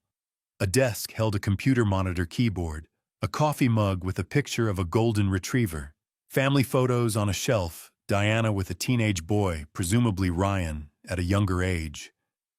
Everything was neat, organized, mundane, the banality of evil, I thought. This could be anyone's office. You'd never know from looking that murders had been planned here, that lives had been reduced to spreadsheets and property transfers. "I'll take the files," I said quietly. "You handle the computer." Emma moved to the desk, pulled out the USB drive, and plugged it into the tower beneath the monitor. The screen bloomed to life, casting blue light across her face. Her fingers moved across the keyboard, with the swift confidence of someone who'd spent years in user experience design, understanding systems, finding pathways. I moved to the filing cabinets, tried the first drawer locked.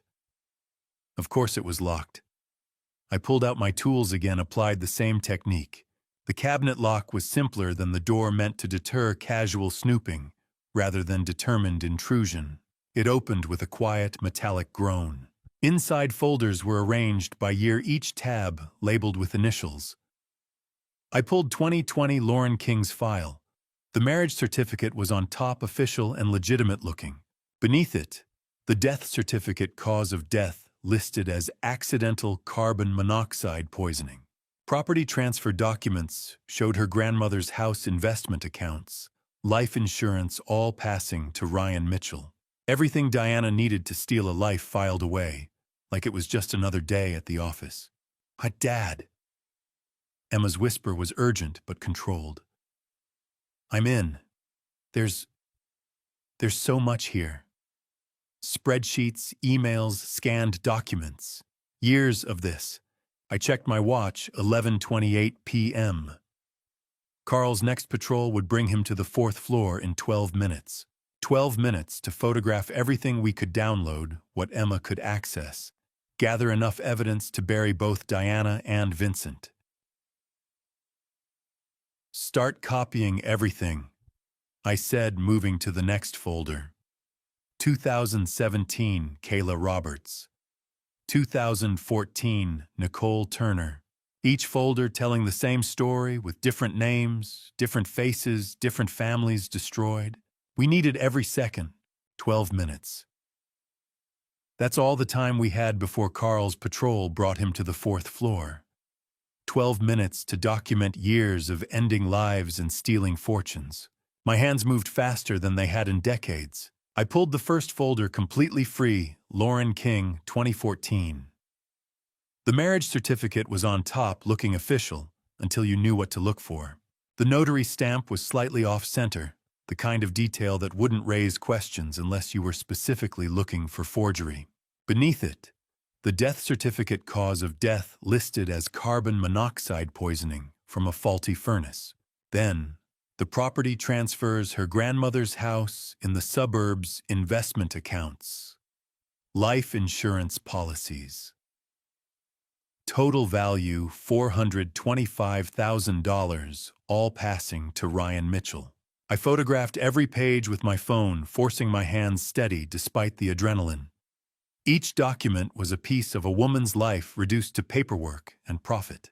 Behind me, Emma's fingers flew across the keyboard, the soft clicks punctuating the silence like a countdown timer. I moved to the next folder. Kayla Roberts, 2017. Marriage certificate, death certificate this time, a hiking accident on Mount Rainier. Property transfer documents, $380,000. More notes in Diana's handwriting, detailing which stamps she'd used, which documents required backdating, which officials had signed off without looking too closely. Dad. Emma's whisper was tight with shock. I'm in the main database. There's a spreadsheet. Projects.xlsx. I glanced over while sliding out the third folder.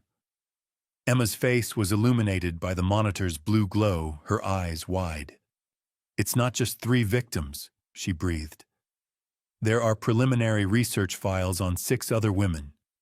Women with assets, women who fit the profile. She's been hunting. Nicole Turner, 2020. The pattern repeated: marriage, death by prescription, overdose, property transfer. $315,000.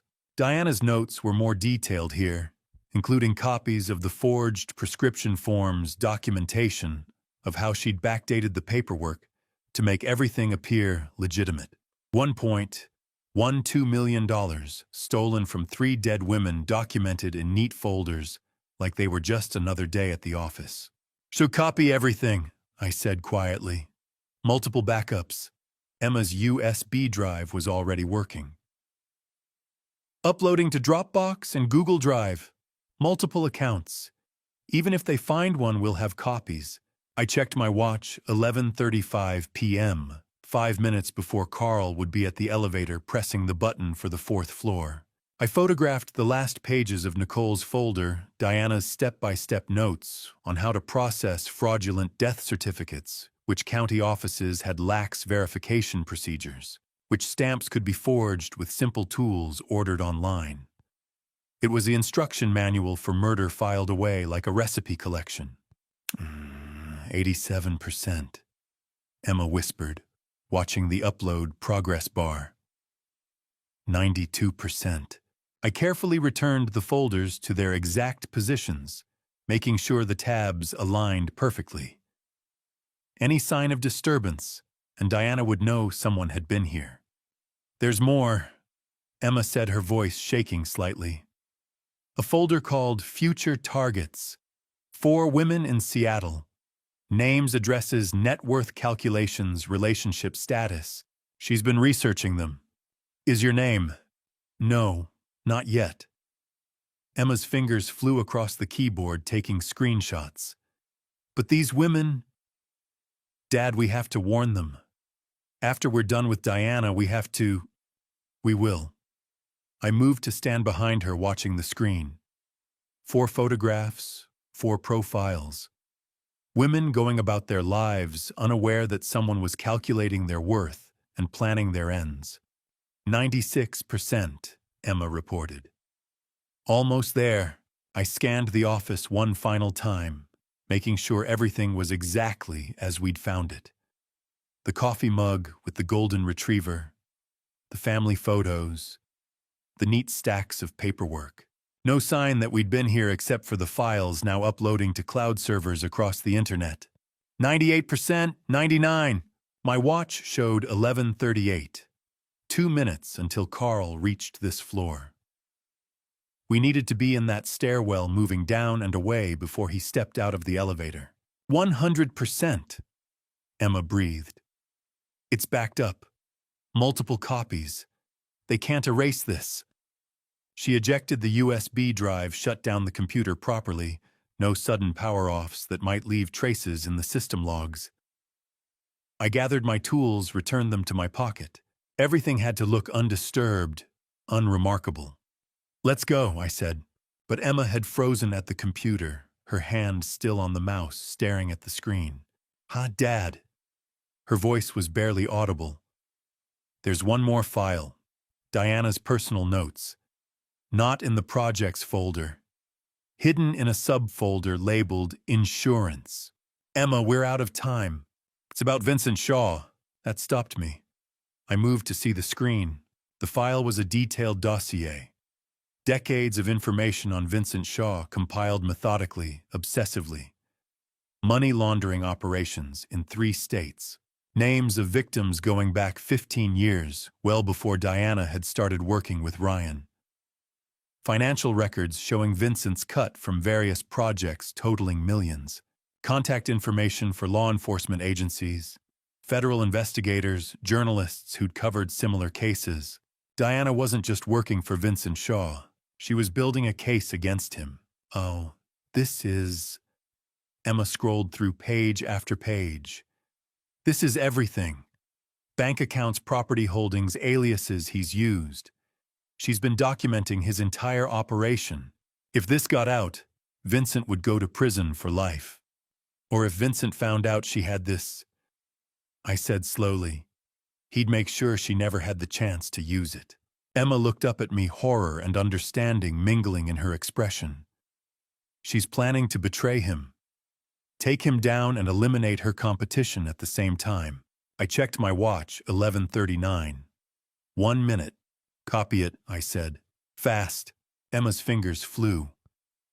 The file was large years of compiled evidence, but she managed to save it to the USB drive in 40 seconds. The longest 40 seconds of my life. Done, she said, ejecting the drive. We moved to the door. I eased it open, checked the corridor. Empty. The elevator display showed Carl on the 3rd floor ascending. Go, I whispered. We slipped out of room 412, leaving everything exactly as we'd found it. Everything except the digital copies now stored in 3 separate cloud accounts on a USB drive in Emma's pocket and backed up to my phone. We'd come for evidence of Diana's crimes. We were leaving with something far more dangerous, proof that could start a war between 2 criminals, each with everything to lose. The stairwell door closed behind us, just as we heard the elevator chime. We almost made it. The evidence was backed up. The room looked untouched, and we were 10 seconds from the door when I heard footsteps in the corridor. Not Carl's steady patrol rhythm. These were faster, purposeful, angry. They stopped outside room 412. I grabbed Emma's arm and pulled her behind the desk. We crouched, barely breathing.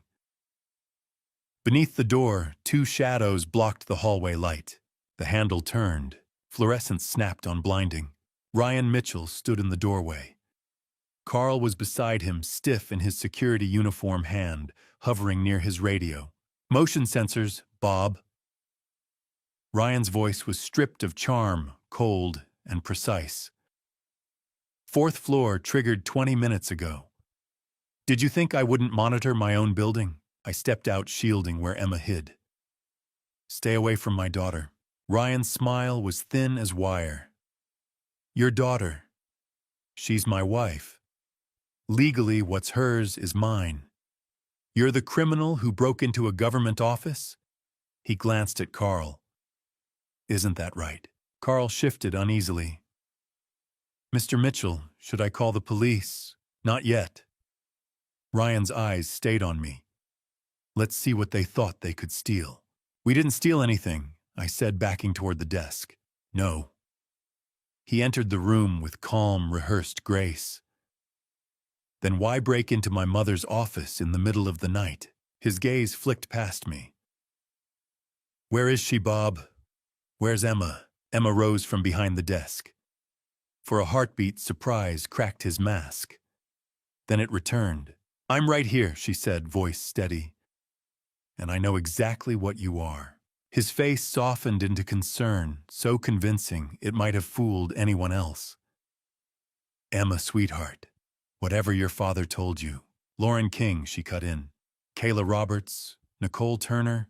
Should I keep going? The mask shattered. What remained was pure calculation. No remorse, no hesitation, Carl Ryan said quietly. Lock the door. Carl hesitated. Sir, I don't think... Lock the door. Training overrode instinct. The lock clicked. Emma, run, I shouted. She bolted toward the emergency exit behind Diana's desk, the fire escape I'd spotted earlier. Ryan lunged to intercept her. I stepped into him. We collided hard. He was younger, stronger, but I'd spent decades hauling concrete and lumber. I drove him backward into a filing cabinet. It tipped. Folders spilled in a cascade. Lauren, Kayla, Nicole, years of meticulous planning scattered across the floor. Carl grabbed my arm. Sir, please. I shoved him off. Stay out of it. Emma slammed the crash bar on the emergency door. The alarm detonated into sound, a deafening shriek. Emergency lights strobed down the corridor. "Go," I yelled. She disappeared through the exit. I followed. Behind us, Ryan shouted, but the alarm swallowed his words. The stairwell exploded with flashing light and echoing noise. Emma flew down the metal steps, 2 at a time. I followed, gripping the railing, clutching my phone, our photographed evidence secured inside it. Above us, the stairwell door burst open. Ryan's voice echoed down, stripped of charm. "You can run, Bob, but you can't hide. You can't escape me. You can't escape Vincent. We'll find you." His words fractured in the siren's howl as we burst through the ground floor exit into the parking garage. Emma sprinted to my truck, yanking open the passenger door. I hit the key fob. The engine roared. We were moving before the doors fully shut, tires screeching as I took the turn too fast. In the rearview mirror, Ryan emerged at the garage entrance, phone to his ear face twisted with fury under fluorescent glare. He was calling someone. Vincent, Diana. The police. Emma's breathing was ragged. Her hands shook as she checked her phone. The backup completed. Everything's uploaded. Multiple copies. I merged into late-night traffic, checking mirrors constantly. No headlights yet, but that wouldn't last. Ryan had seen the files. He knew we had proof. He'd call Vincent, call Diana. They'd all know. Dad. Emma's voice was small. What do we do now? I thought about the files stored across cloud servers, about Ryan's call, about the hornet's nest we'd just kicked 2 separate swarms, both lethal. Now, I said, forcing calm into my voice, we make sure the whole world sees it, before they can stop us. Downtown Seattle shrank in the rearview mirror. Somewhere behind us, Ryan Mitchell was mobilizing whatever resources he had left. Vincent Shaw was likely learning that his operation had been exposed. Diana Mitchell would soon discover her office had been breached. The hunt had begun. And this time we weren't just running. We were carrying the truth. We drove for 20 minutes, taking random turns through Seattle's late-night streets, until I was certain no one was following.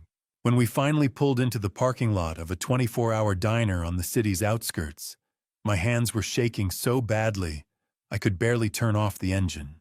Nancy, the name on her tag identified her as the night shift waitress, looked about 50, her kind face weathered by years of long shifts. She poured coffee without being asked, movements efficient and practiced. We slid into a corner booth. I took the seat with my back to the wall so I could watch the entrance. Old habits from construction jobs in rough neighborhoods. Always know your exits. Emma stared at her phone, the glow lighting her exhausted face. Dad, it's blowing up. 15 missed calls from Ryan? 10 from a number I don't recognize? Don't answer. The coffee burned my tongue, but I drank it anyway, needing something solid. We need to think. Think about what her voice trembled with exhaustion and fear. They know we have the evidence. Vincent gave you until 7 a.m. That's 6 hours. Ryan knows we know. Diana will see her office in the morning. We can't keep running. I pulled out my phone and scrolled through the photos. Lauren King's marriage certificate. Kayla Roberts' death certificate. Nicole Turner's property transfers. Years of calculated theft and planning now backed up across cloud servers. What if we just send it to the police? Emma asked. Vincent has connections. Diana works inside the system. She's been processing fraudulent paperwork for years without getting caught. They'll bury the evidence or bury us before it sticks. Silence settled heavy between us. Around the diner, life continued. A truck driver at the counter nursing his coffee. A young couple holding hands in a booth. A group of nurses laughing over pie. Ordinary people living ordinary lives, while we sat with proof of multiple deaths and no clear way to use it. Nancy returned with the pot. You two all right? Looks like one hell of a night. We're trying to figure something out, I said carefully. She smiled kindly. Well, I hope you've got people on your side. World's a scary place to face alone. Her words lingered after she moved on. Emma was absently scrolling when she suddenly froze. Dad. What? What if Nancy's right? About what? People on our side. She turned her phone toward me. Last year, a whistleblower live-streamed corporate fraud. Thousands watched in real time. The company couldn't bury it because too many people saw. Something clicked. Live stream. Witnesses. Vincent couldn't intimidate everyone. Diana couldn't rewrite records already broadcast to thousands. We don't choose between Vincent and Diana, I said slowly. We expose both. Live. In front of everyone. Emma's eyes brightened for the first time that night. They can't silence 10,000 people. Or 50,000. If we go public fast enough, it's unstoppable. I pulled out my phone and opened Facebook, an app Emma had set up for me years ago, so I could see her photos. I've never done this. I have. She slid beside me and began tapping across the screen with confident speed. Facebook, Instagram, Twitter. We can stream to all of them. Multi-platform. When you go live, I'll share it from my accounts. We tell everyone to share it. We make it viral. She configured the stream settings, explained viewer counts, comments, shares. Her UX design training made her fluent in a language I barely spoke. When I asked, she checked the time. 1 a.m. now. Before Vincent's deadline. Before Ryan organizes anything. She hesitated. We go back to that building. Confront Diana. With the world watching. She might call the police. Good. Her jaw set in a way that reminded me of her mother. Let her. Let Ryan show up. Let Vincent try to stop us. Every second will be recorded.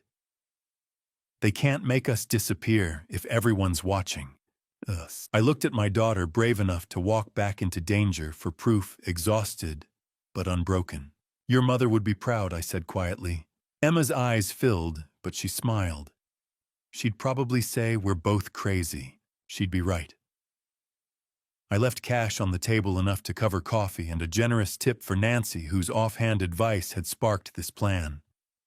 Let's go be crazy. Back in the truck, Emma finalized the setup, testing signal strength, ensuring backups were recording. When you start, just talk. Tell them who you are. What happened? Show the evidence. I'll record on my phone too, and push the stream everywhere. My finger hovered over the go live button. Ready? She asked. I thought about Lauren, Kayla, Nicole, about Amanda's scar, about Emma's name on a spreadsheet with a dollar amount beside it. I pressed the button. The viewer count jumped from 0 to 10, 50, 200. Our faces appeared on screen, framed by the dim interior of the truck. My name is Bob Blake, I said, voice steadier than I felt. 3 weeks ago, my daughter Emma married a man named Ryan Mitchell. What we didn't know is that he's done this before. Tonight we're going to show you proof. If anything happens to us, you're all witnesses. 500 viewers, 800. Comments flooded in. What? Share this, call the police recording. Is this real? Emma met my eyes. I saw her mother's courage there. We were committed now. No turning back. Driving back to the building we'd barely escaped felt like insanity. But with 5,000 people watching our live stream, with comments flooding in, urging us to stay safe, and we're calling 911. And share this. For the first time since this nightmare began, we weren't alone. The viewer count climbed as I drove. 8,000. 10,000. Emma monitored her phone's second screen, watching shares multiply across platforms. I kept my phone mounted on the dashboard camera, facing me. We're going back, I said to the lens, to the thousands of strangers who'd become our witnesses. Diana Mitchell works on the 4th floor of the City Records building. She's forged documents for years, helping her son Ryan Mitchell end women's lives. and steal their money. The comments scrolled past faster than I could read. "This is insane! Someone screen record this. Calling Seattle PD now. Share, share, share." 12,000 viewers. We pulled up in front of the building. Lights blazed on the fourth floor. Diana was still there, probably destroying evidence after Ryan's panicked call about our break-in. "You show them the evidence," I said to Emma. She held up her phone to my camera, cycling through the photos we'd taken. Lauren King's forged marriage certificate, Kayla Roberts' falsified death report, Nicole Turner's manipulated property transfers. Each document appeared on screen for millions of pixels to capture and preserve. We entered through the main entrance this time. No sneaking, no shadows. This was public. Carl stood behind his security desk, his face registering shock as we walked in. "Mr. Blake, you can't..." I turned my camera toward him. "This is Carl building security. Carl, 12,000 people are watching right now. We're going up to the fourth floor." Carl's eyes went to the phone, to the little red recording indicator to my face. I saw the calculation happen in real time, physically stopping us while thousands watched, versus letting us pass and claiming he'd been overwhelmed. He stepped aside. The elevator ride up felt eternal. Emma read comments aloud, her voice steady despite her shaking hands. "Someone says the FBI is getting involved." Another person tagged the Seattle Police Department. "Local news stations are being notified." 15,000 viewers. The elevator chimed. Fourth floor. The corridor stretched ahead of us, fluorescent lights humming their familiar tune. Room 412's door stood ajar, light spilling into the hallway. From inside came the mechanical whir of a paper shredder working overtime. I pushed the door open, camera first. Diana Mitchell stood at her shredder, feeding documents into its mechanical teeth.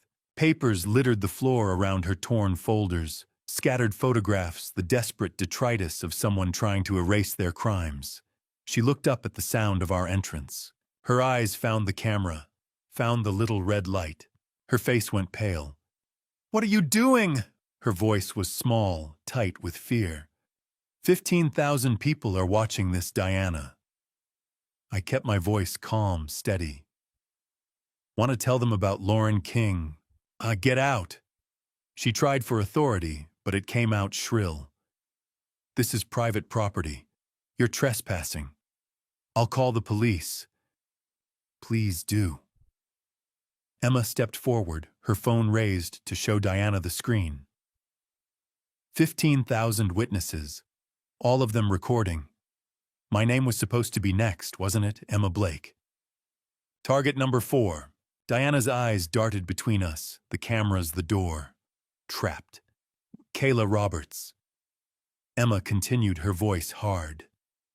"Nicole Turner." Should I keep going? Diana lunged for my phone. I stepped back, keeping the camera steady as she stumbled forward. "You can't do this." True panic now, her composure shredding as fast as the papers she'd been destroying. "You don't understand what you're..." To everyone watching, I said, addressing the camera, the thousands of faces I couldn't see but knew were there. Diana Mitchell has been forging government documents for years. Her son Ryan Mitchell has ended 3 women's lives over the past decade. We have evidence, marriage certificates, death records, property transfers, all of it falsified. It's backed up in multiple cloud locations. Diana. I turned to face her directly. It's over. She was shaking now, actually. Shaking, her carefully maintained facade crumbling. "You don't understand. Vincent Shaw will..." She stopped. Her eyes went wide, fixed on something behind me. I heard them then. Footsteps in the corridor. Not Carl's uncertain shuffle. Not Ryan's angry rush. These were measured, confident, unhurried. The footsteps of someone who controlled situations rather than reacting to them. A voice I recognized, Henry Foster's voice, but stripped of its elderly tremor, deeper and stronger, spoke from the doorway. "Yes, Diana, please do tell them about Vincent Shaw." I turned, keeping my camera steady. 18,000 viewers now. 18,000 witnesses. The man in the doorway looked like the elderly stranger who'd pressed a warning note into my hand at that restaurant 3 weeks ago. But the way he stood, the way he moved, the cold calculation in his eyes, this wasn't a frightened old man trying to save lives. This was the predator who'd taught Ryan Mitchell everything he knew. "Hello, Bob." Vincent Shaw dropped all pretense, his voice smooth and professional. His eyes found the camera, assessed the little red light, the viewer count visible on my screen. "I trust we have an audience." Behind me, Diana made a small, strangled sound. 18,000 and climbing. Emma said, her voice steadier than mine would have been. Vincent smiled, not the warm smile of Henry Foster, but something colder, more calculating. He stepped fully into the room, and I saw he wasn't alone. 2 men followed him, their suits expensive, their faces impassive. Not muscle exactly. More like attorneys or accountants. The kind of people who made problems disappear with paperwork rather than violence. Excellent. Vincent's eyes swept the room, Diana frozen by her shredder, Emma with her backup camera, me with my live stream. "Then I suppose it's time we all had an honest conversation." He looked directly into my camera, into the eyes of 18,000 strangers, and smiled. "My name is Vincent Shaw, and I believe Diana and I have quite a story to tell you." Vincent Shaw just walked into the room with 18,000 people watching. What happens next will shock you. But before we continue, drop a comment right now with the number 1 if you're still here with me, or type "justice" if you think he's about to get what he deserves. I need to know you're still listening. And a quick note, the story ahead contains some dramatized elements for educational purposes. If that's not for you, feel free to stop here. No judgment. But if you're ready to see how this ends, let's get back to what Vincent said next. The transformation was complete. Gone was the frightened old man who'd pressed that folded paper into my hand at the restaurant. In his place stood the predator who'd hunted in Seattle for 15 years.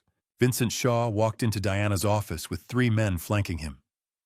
Cole, Jake, and Nick, all in dark suits that screamed expensive attorney or high-level accountant.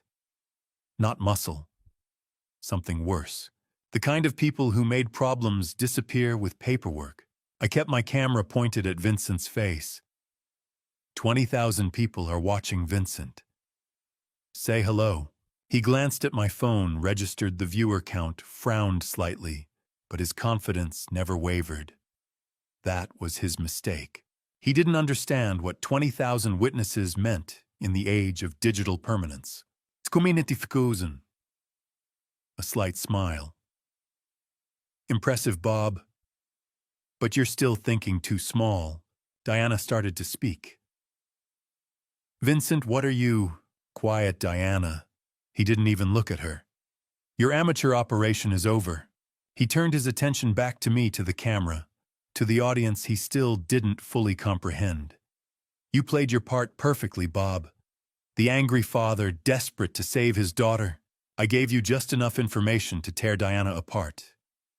The address, the victims' names, the pattern, everything you needed to destroy her credibility and operations. You used us," Emma said, her voice tight. "So, of course I did."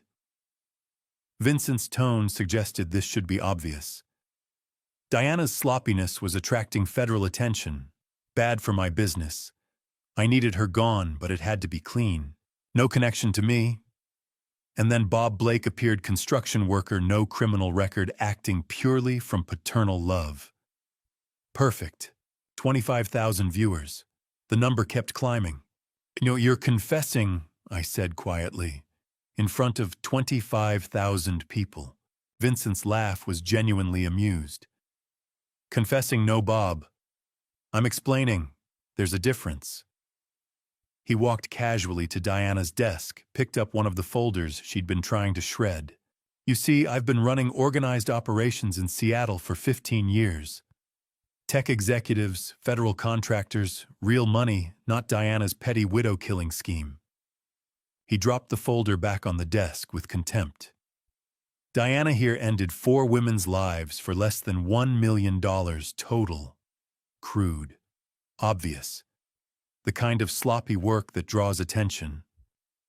He smiled at the camera. My operations are cleaner, larger scale, more sophisticated. I average 2 to 3 million per year, and the FBI doesn't even know I exist. So everyone hearing this, I said to the camera, to the thousands I couldn't see. Vincent Shaw just admitted to running organized crime for 15 years. Vincent waved a dismissive hand. And what will they do? Bob, call the police. He laughed. I have connections throughout the Seattle Police Department, city government, state agencies. Do you think I've operated this long without insurance, without protection? 30,000 viewers. Diana made a sound, not quite a laugh, more like a bark of bitter amusement. Vincent's eyes snapped to her. You have something to say, Diana. Huh, you arrogant fool. Her voice was quiet but sharp as broken glass. You think Bob was the only one gathering evidence? I've been compiling files on you for 2 years. Bank accounts, property holdings, names of your other associates. An insurance package, Vincent. To make sure you couldn't dispose of me the way you've disposed of others. She pointed at my phone. Everything you just said, everything you just admitted, it's being recorded. By 30,000 people. For the first time, Vincent's confidence flickered. His eyes went to my phone, really looked at it this time, at the viewer count displayed at the top of the screen. 32,847 viewers. His face changed. What? Live stream. Emma said, her voice steady. Facebook, Instagram, Twitter, all simultaneously. Every word you've said has been broadcast live. 32,000 people heard you admit to 15 years of organized crime. 32,000 people saw your face. 32,000 witnesses who've probably been recording on their own devices. Vincent's mask shattered. The smooth professional vanished, replaced by something raw and desperate. Turn that off. Now! He lunged toward me, hand reaching for my phone. Cole and Jake moved forward, flanking him. I stepped back, keeping the camera steady, keeping Vincent's face in frame. 35,000 witnesses, I said quietly. And you just confessed to everything. Vincent's face cycled through emotions faster than I could track: confidence, to anger, to calculation, to something that looked almost like fear. He started. Then we all heard it. Sirens. Not just 1 or 2. Many.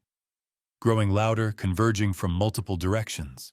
Cole's hand went to Vincent's arm. Boss, we need to go. Right now. But Emma was at the window. Too late, she said, and there was something like awe in her voice. Dad, come look at this. I moved to join her, camera still recording, still pointed at Vincent's increasingly pale face. The street 4 floors below was lit up like daylight. Red and blue lights strobed from what looked like a dozen vehicles, Seattle PD King County Sheriff cars, with federal plates I recognized from my years working government contracts. The 35,000 people, Emma murmured. How many do you think called 911? All of them, I said. More sirens joined the chorus. A helicopter's searchlight swept across the building's facade. On my phone screen, the comments were a flood. Police are there. FBI TOO. He can't run. We're all witnesses. Vincent stood frozen, watching his empire collapse in real time. 15 years of careful operation, of maintained connections, of controlled violence. All of it undone in 5 minutes of overconfident confession to an audience he'd fatally underestimated. When you did this, he said to me, and his voice was hollow. You actually did this. No, I said, keeping the camera steady on his face. You did this. I just made sure everyone could see. Below, I heard the main entrance doors slam open. Footsteps in the stairwell, many footsteps organized and purposeful. The tactical teams were coming. For 15 years, Vincent Shaw had hidden behind layers of intermediaries and corrupt officials. 5 minutes of arrogance on camera destroyed it all. He stared at my phone at the viewer count, still climbing 38,293. His face had gone from confident to calculating to something approaching horror as the magnitude of his mistake finally registered. I kept the camera steady, kept narrating for the stream. To everyone watching, Vincent Shaw just admitted to running organized crime in Seattle for 15 years.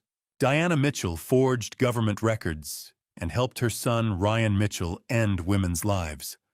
All evidence is backed up in multiple secure locations. The comments flooded past. FBI has been called. Recorded everything. Sharing everywhere. Vincent's eyes snapped to Cole. Get that phone. Cole moved forward, but I was already backing toward the door, camera still on them. Emma stayed beside me. You touch us. Emma said, her voice steady. 40,000 people will see. Jake and Nick exchanged glances, neither moving. Smart enough to recognize a no-win situation. Diana started laughing high and bitter. We're all finished. All of us. Shut up, Diana, Vincent snapped. 15 years, Vincent. Diana's laugh turned dark. 15 years you stayed hidden. 5 minutes and you destroyed yourself. The sirens were directly outside now. Through the window, the street blazed with red and blue strobes from 24 vehicles. Car doors slammed. Radio chatter echoed. The organized chaos of a major police response. Heavy footsteps thundered up the stairwell, many of them moving fast but coordinated. Vincent's control cracked. This isn't over. I have lawyers' connections. You had connections, I said quietly. Now you have 50,000 witnesses. The door burst open. Seattle police hands where we can see them. Officer Johnson led the tactical team through the door, Sergeant Cooper behind him. More officers poured in, securing the room with practiced efficiency. Vincent Shaw, Sergeant Cooper's voice carried authority. Vincent's face cycled through rage, defeat, calculation, before settling into cold resignation. He slowly raised his hands. Cole, Jake, and Nick were smarter. Their hands went up immediately. Diana raised hers too, but she was smiling, a dark, satisfied smile. Bob Blake, Emma Blake. Officer Johnson found us by the window. That's us, I said.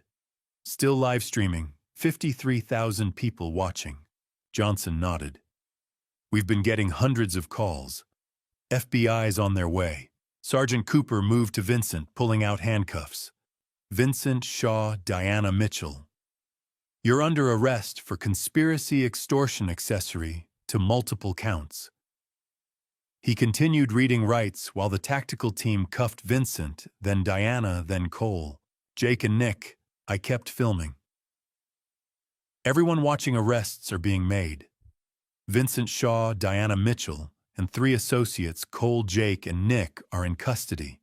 The Mr. Blake. Officer Johnson said, other individuals involved. Ryan Mitchell, I said immediately. Diana's son, his apartment. I provided the address, watching Johnson relay it into his radio. Units already en route. Emma sagged against me, tension finally breaking. Dad, is it really over? Vincent Shaw, being led past us in handcuffs, stopped. Looked directly at me. Then at my phone, still streaming to 58,000 witnesses. Oh, you think you won? His voice was quiet, more dangerous than rage. You just made yourself a target for everyone who worked for me. Everyone whose operations you've exposed. Everyone who has more to lose than I do. Sergeant Cooper pulled him forward. Keep moving, Shaw. But the words hung like smoke. Officer Johnson stepped closer. Mr. Blake, we need you and your daughter to come with us for statements, evidence, and... He glanced at my phone at the 60,000 viewers now watching. We need to ensure you're both protected. Shaw's organization is larger than these arrests. Until we round up everyone connected to him, you're both at risk. I looked at Emma, saw exhaustion mixed with fear. Looked at Vincent being led away, his men following in handcuffs. Looked at Diana still wearing that dark smile. The stream was still live. 60,000 people watching. Comments flooding in, asking if we were safe sharing the video to their own feeds. I'd wanted witnesses to protect us. I'd gotten an army. But Vincent was right. We'd exposed his entire operation on a live stream that would never disappear, recorded by thousands of devices probably already archived by news agencies.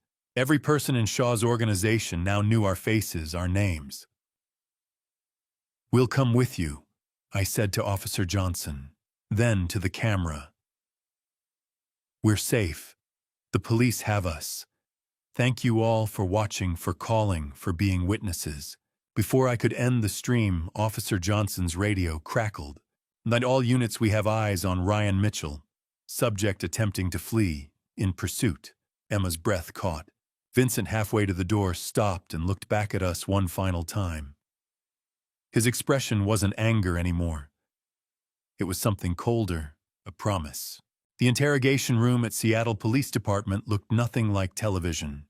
Just harsh fluorescent lights, weak coffee, and Detective Walsh asking the same question in slightly different ways to make sure our story never shifted. "Start from the beginning," Walsh said again, sharp eyes fixed on me. Mid-40s, calm, the kind of man who'd heard every lie and truth the city could produce. The restaurant. So we told it again. The warning from the old man who wasn't old. The address that led to Henry Foster, who was really Vincent Shaw. Amanda Foster, the survivor, presumed dead. Diana Mitchell's office and the files documenting years of fraud and worse. Ryan's pattern. The live stream that captured Vincent's confession. Walsh listened, taking notes, face unreadable.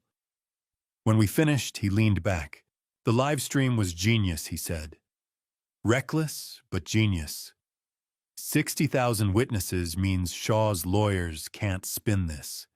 No coercion arguments. No misunderstanding. It's all recorded." He turned his laptop toward us.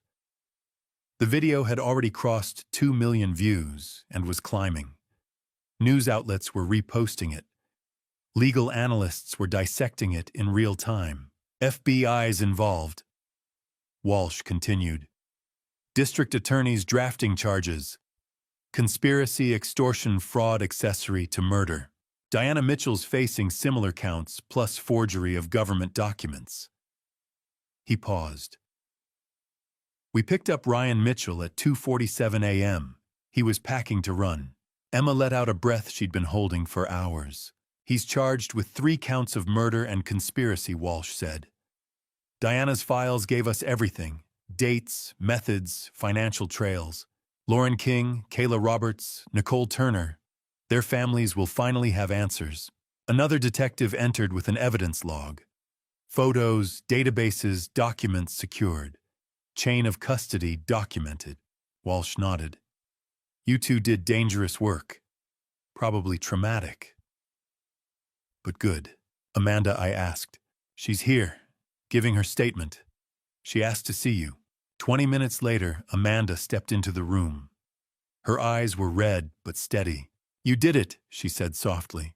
Emma stood and hugged her. 2 survivors, I realized. Both had faced Ryan and lived. Both had chosen to fight. "Lauren, Kayla, Nicole," Amanda whispered. "They'll finally have justice." Walsh addressed her gently. "Witness Protection Program is offering placement if you want it. Shaw's network is large. We're still identifying names, but we're dismantling it quickly." By 4 a.m., Walsh updated us 7 more arrests tied to Vincent Shaw. Names from Diana's files, associates identified through financial trails. A 15-year empire collapsing in hours. By 5 a.m., FBI agents were seizing Diana's downtown office and raiding properties Vincent had maintained under different identities, including the house we'd visited. "You can go home," Walsh said at last. "We'll assign officers to watch your place for a few days." Shaw made threats. We take those seriously. We stepped outside as dawn broke over Seattle. The sky shifted from black to deep blue. The city resumed its routine, unaware how much had changed.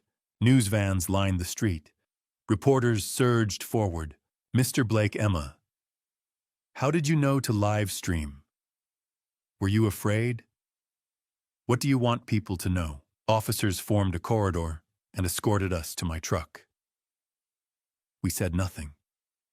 The video spoke loudly enough. Inside, Emma leaned against the passenger door.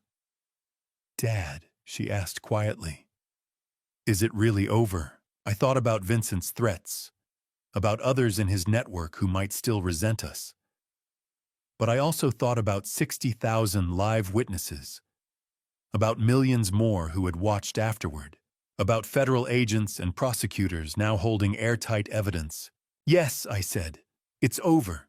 You're safe.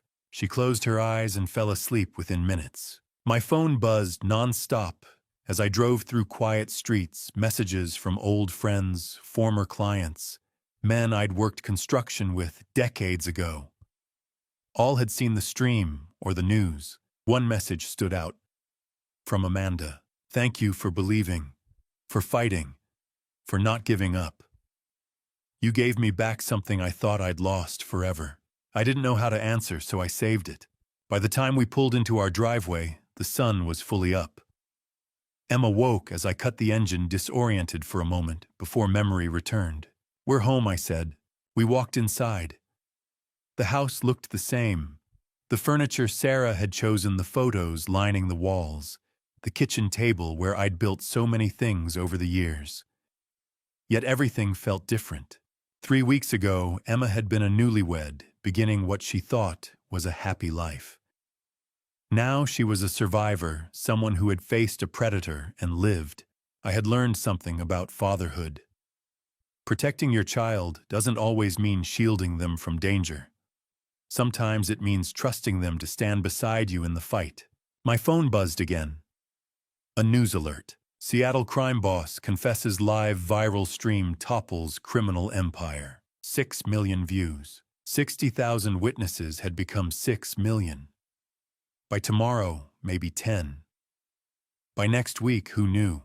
Justice, it turned out, needed an audience. A week later, sitting in my living room with morning coffee, I watched the news coverage of Vincent Shaw's arraignment. Strange to see this man, the architect of so much pain, in an orange jumpsuit, facing life in prison. The nightmare was over, but the lessons, those would last forever. Emma came by that morning. She looked stronger, the haunted look in her eyes beginning to fade. We talked about the red flags I'd almost ignored. Ryan had handled all the paperwork. I should have asked why he needed to control everything, I said. Everything moved too fast. 3 weeks from meeting to marriage. I wanted you happy so badly I ignored my instincts, the excessive charm. Perfect people don't exist. I should have wondered what he was hiding. Emma squeezed my hand. Dad, you saved my life. You trusted your gut when it really mattered. I almost didn't. That's what scares me. She leaned her head on my shoulder the way she used to when she was little. But you did. And now I know whenever I face something scary, I don't have to face it alone. I looked at my daughter, this survivor who'd walked through fire and came out stronger. Neither do I, sweetheart. Neither do I. And to you listening to this story, remember this. I'm just a construction worker who spent 28 years building houses. I never thought I'd be the kind of father who'd break into government buildings or live stream a confrontation with criminals. But when your child's life is on the line, you discover strength you didn't know you had. Here's what this family story taught me. Trust your instincts. That uncomfortable feeling about your daughter's new boyfriend. That nagging doubt about how fast things are moving. God gave us those instincts for a reason. I almost ignored mine because I wanted Emma happy. I almost lost her because of it. Don't be like me. Don't wait until you're desperate to act. The red flags are always there, controlling behavior, isolation from family decisions that move too fast. See them early. Speak up early. This dad revenge story isn't really about revenge at all. It's about protection. It's about refusing to let evil hide in shadows. When I started that live stream, I wasn't thinking about getting even with Vincent Shaw or Ryan Mitchell. I was thinking about the 60,000 witnesses who could keep my daughter safe when I couldn't. You know what surprised me most? The community response. 60,000 strangers became our army. In this age where everyone says technology divides us, it was technology that saved us. That live stream, that simple act of turning on a camera, made all the difference. I believe every family story like ours needs witnesses, not just for protection, but for accountability. The system failed Lauren King, Kayla Roberts, and Nicole Turner because their stories stayed private. When we made ours, public justice had no choice but to respond. Some people asked me afterward, "Weren't you scared?" Of course I was terrified, but I was more scared of doing nothing. More scared of being the father who lost his daughter because he stayed silent. This dad revenge wasn't mine alone. It belonged to everyone who watched, who called 911, who shared the stream, who refused to look away. That's the power we have now. We're not alone anymore. If you're a parent watching someone you love, with someone who doesn't feel right, trust that feeling. Have the hard conversation. Be the overprotective parent if you need to be. I'd rather Emma be annoyed with me for asking questions than be another name in Diana Mitchell's files. If you're in a relationship that's moving too fast, that's isolating you from family, that's giving you that sick feeling in your stomach, please listen to that voice. You're not being paranoid. You're not overreacting. Your instincts are trying to save your life. And if you know someone in danger, remember what this family story showed us. Shine a light. Make noise. Get witnesses. Evil relies on silence and shadows. Don't give it either. I thank God every day that I listened to that old man's warning in the restaurant. I thank him for 60,000 strangers who became witnesses, and I thank him that Emma is still here, still fighting, still healing. Your instincts exist for a reason. Use them.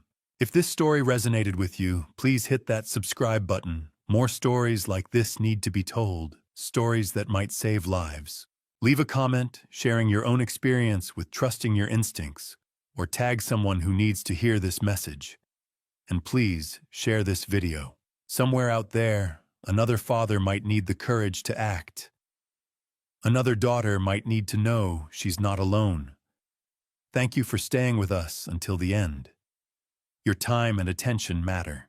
A word of caution, the stories on this channel contain some fictional elements created for educational purposes. If this content isn't for you, feel free to explore other videos that better suit your preferences.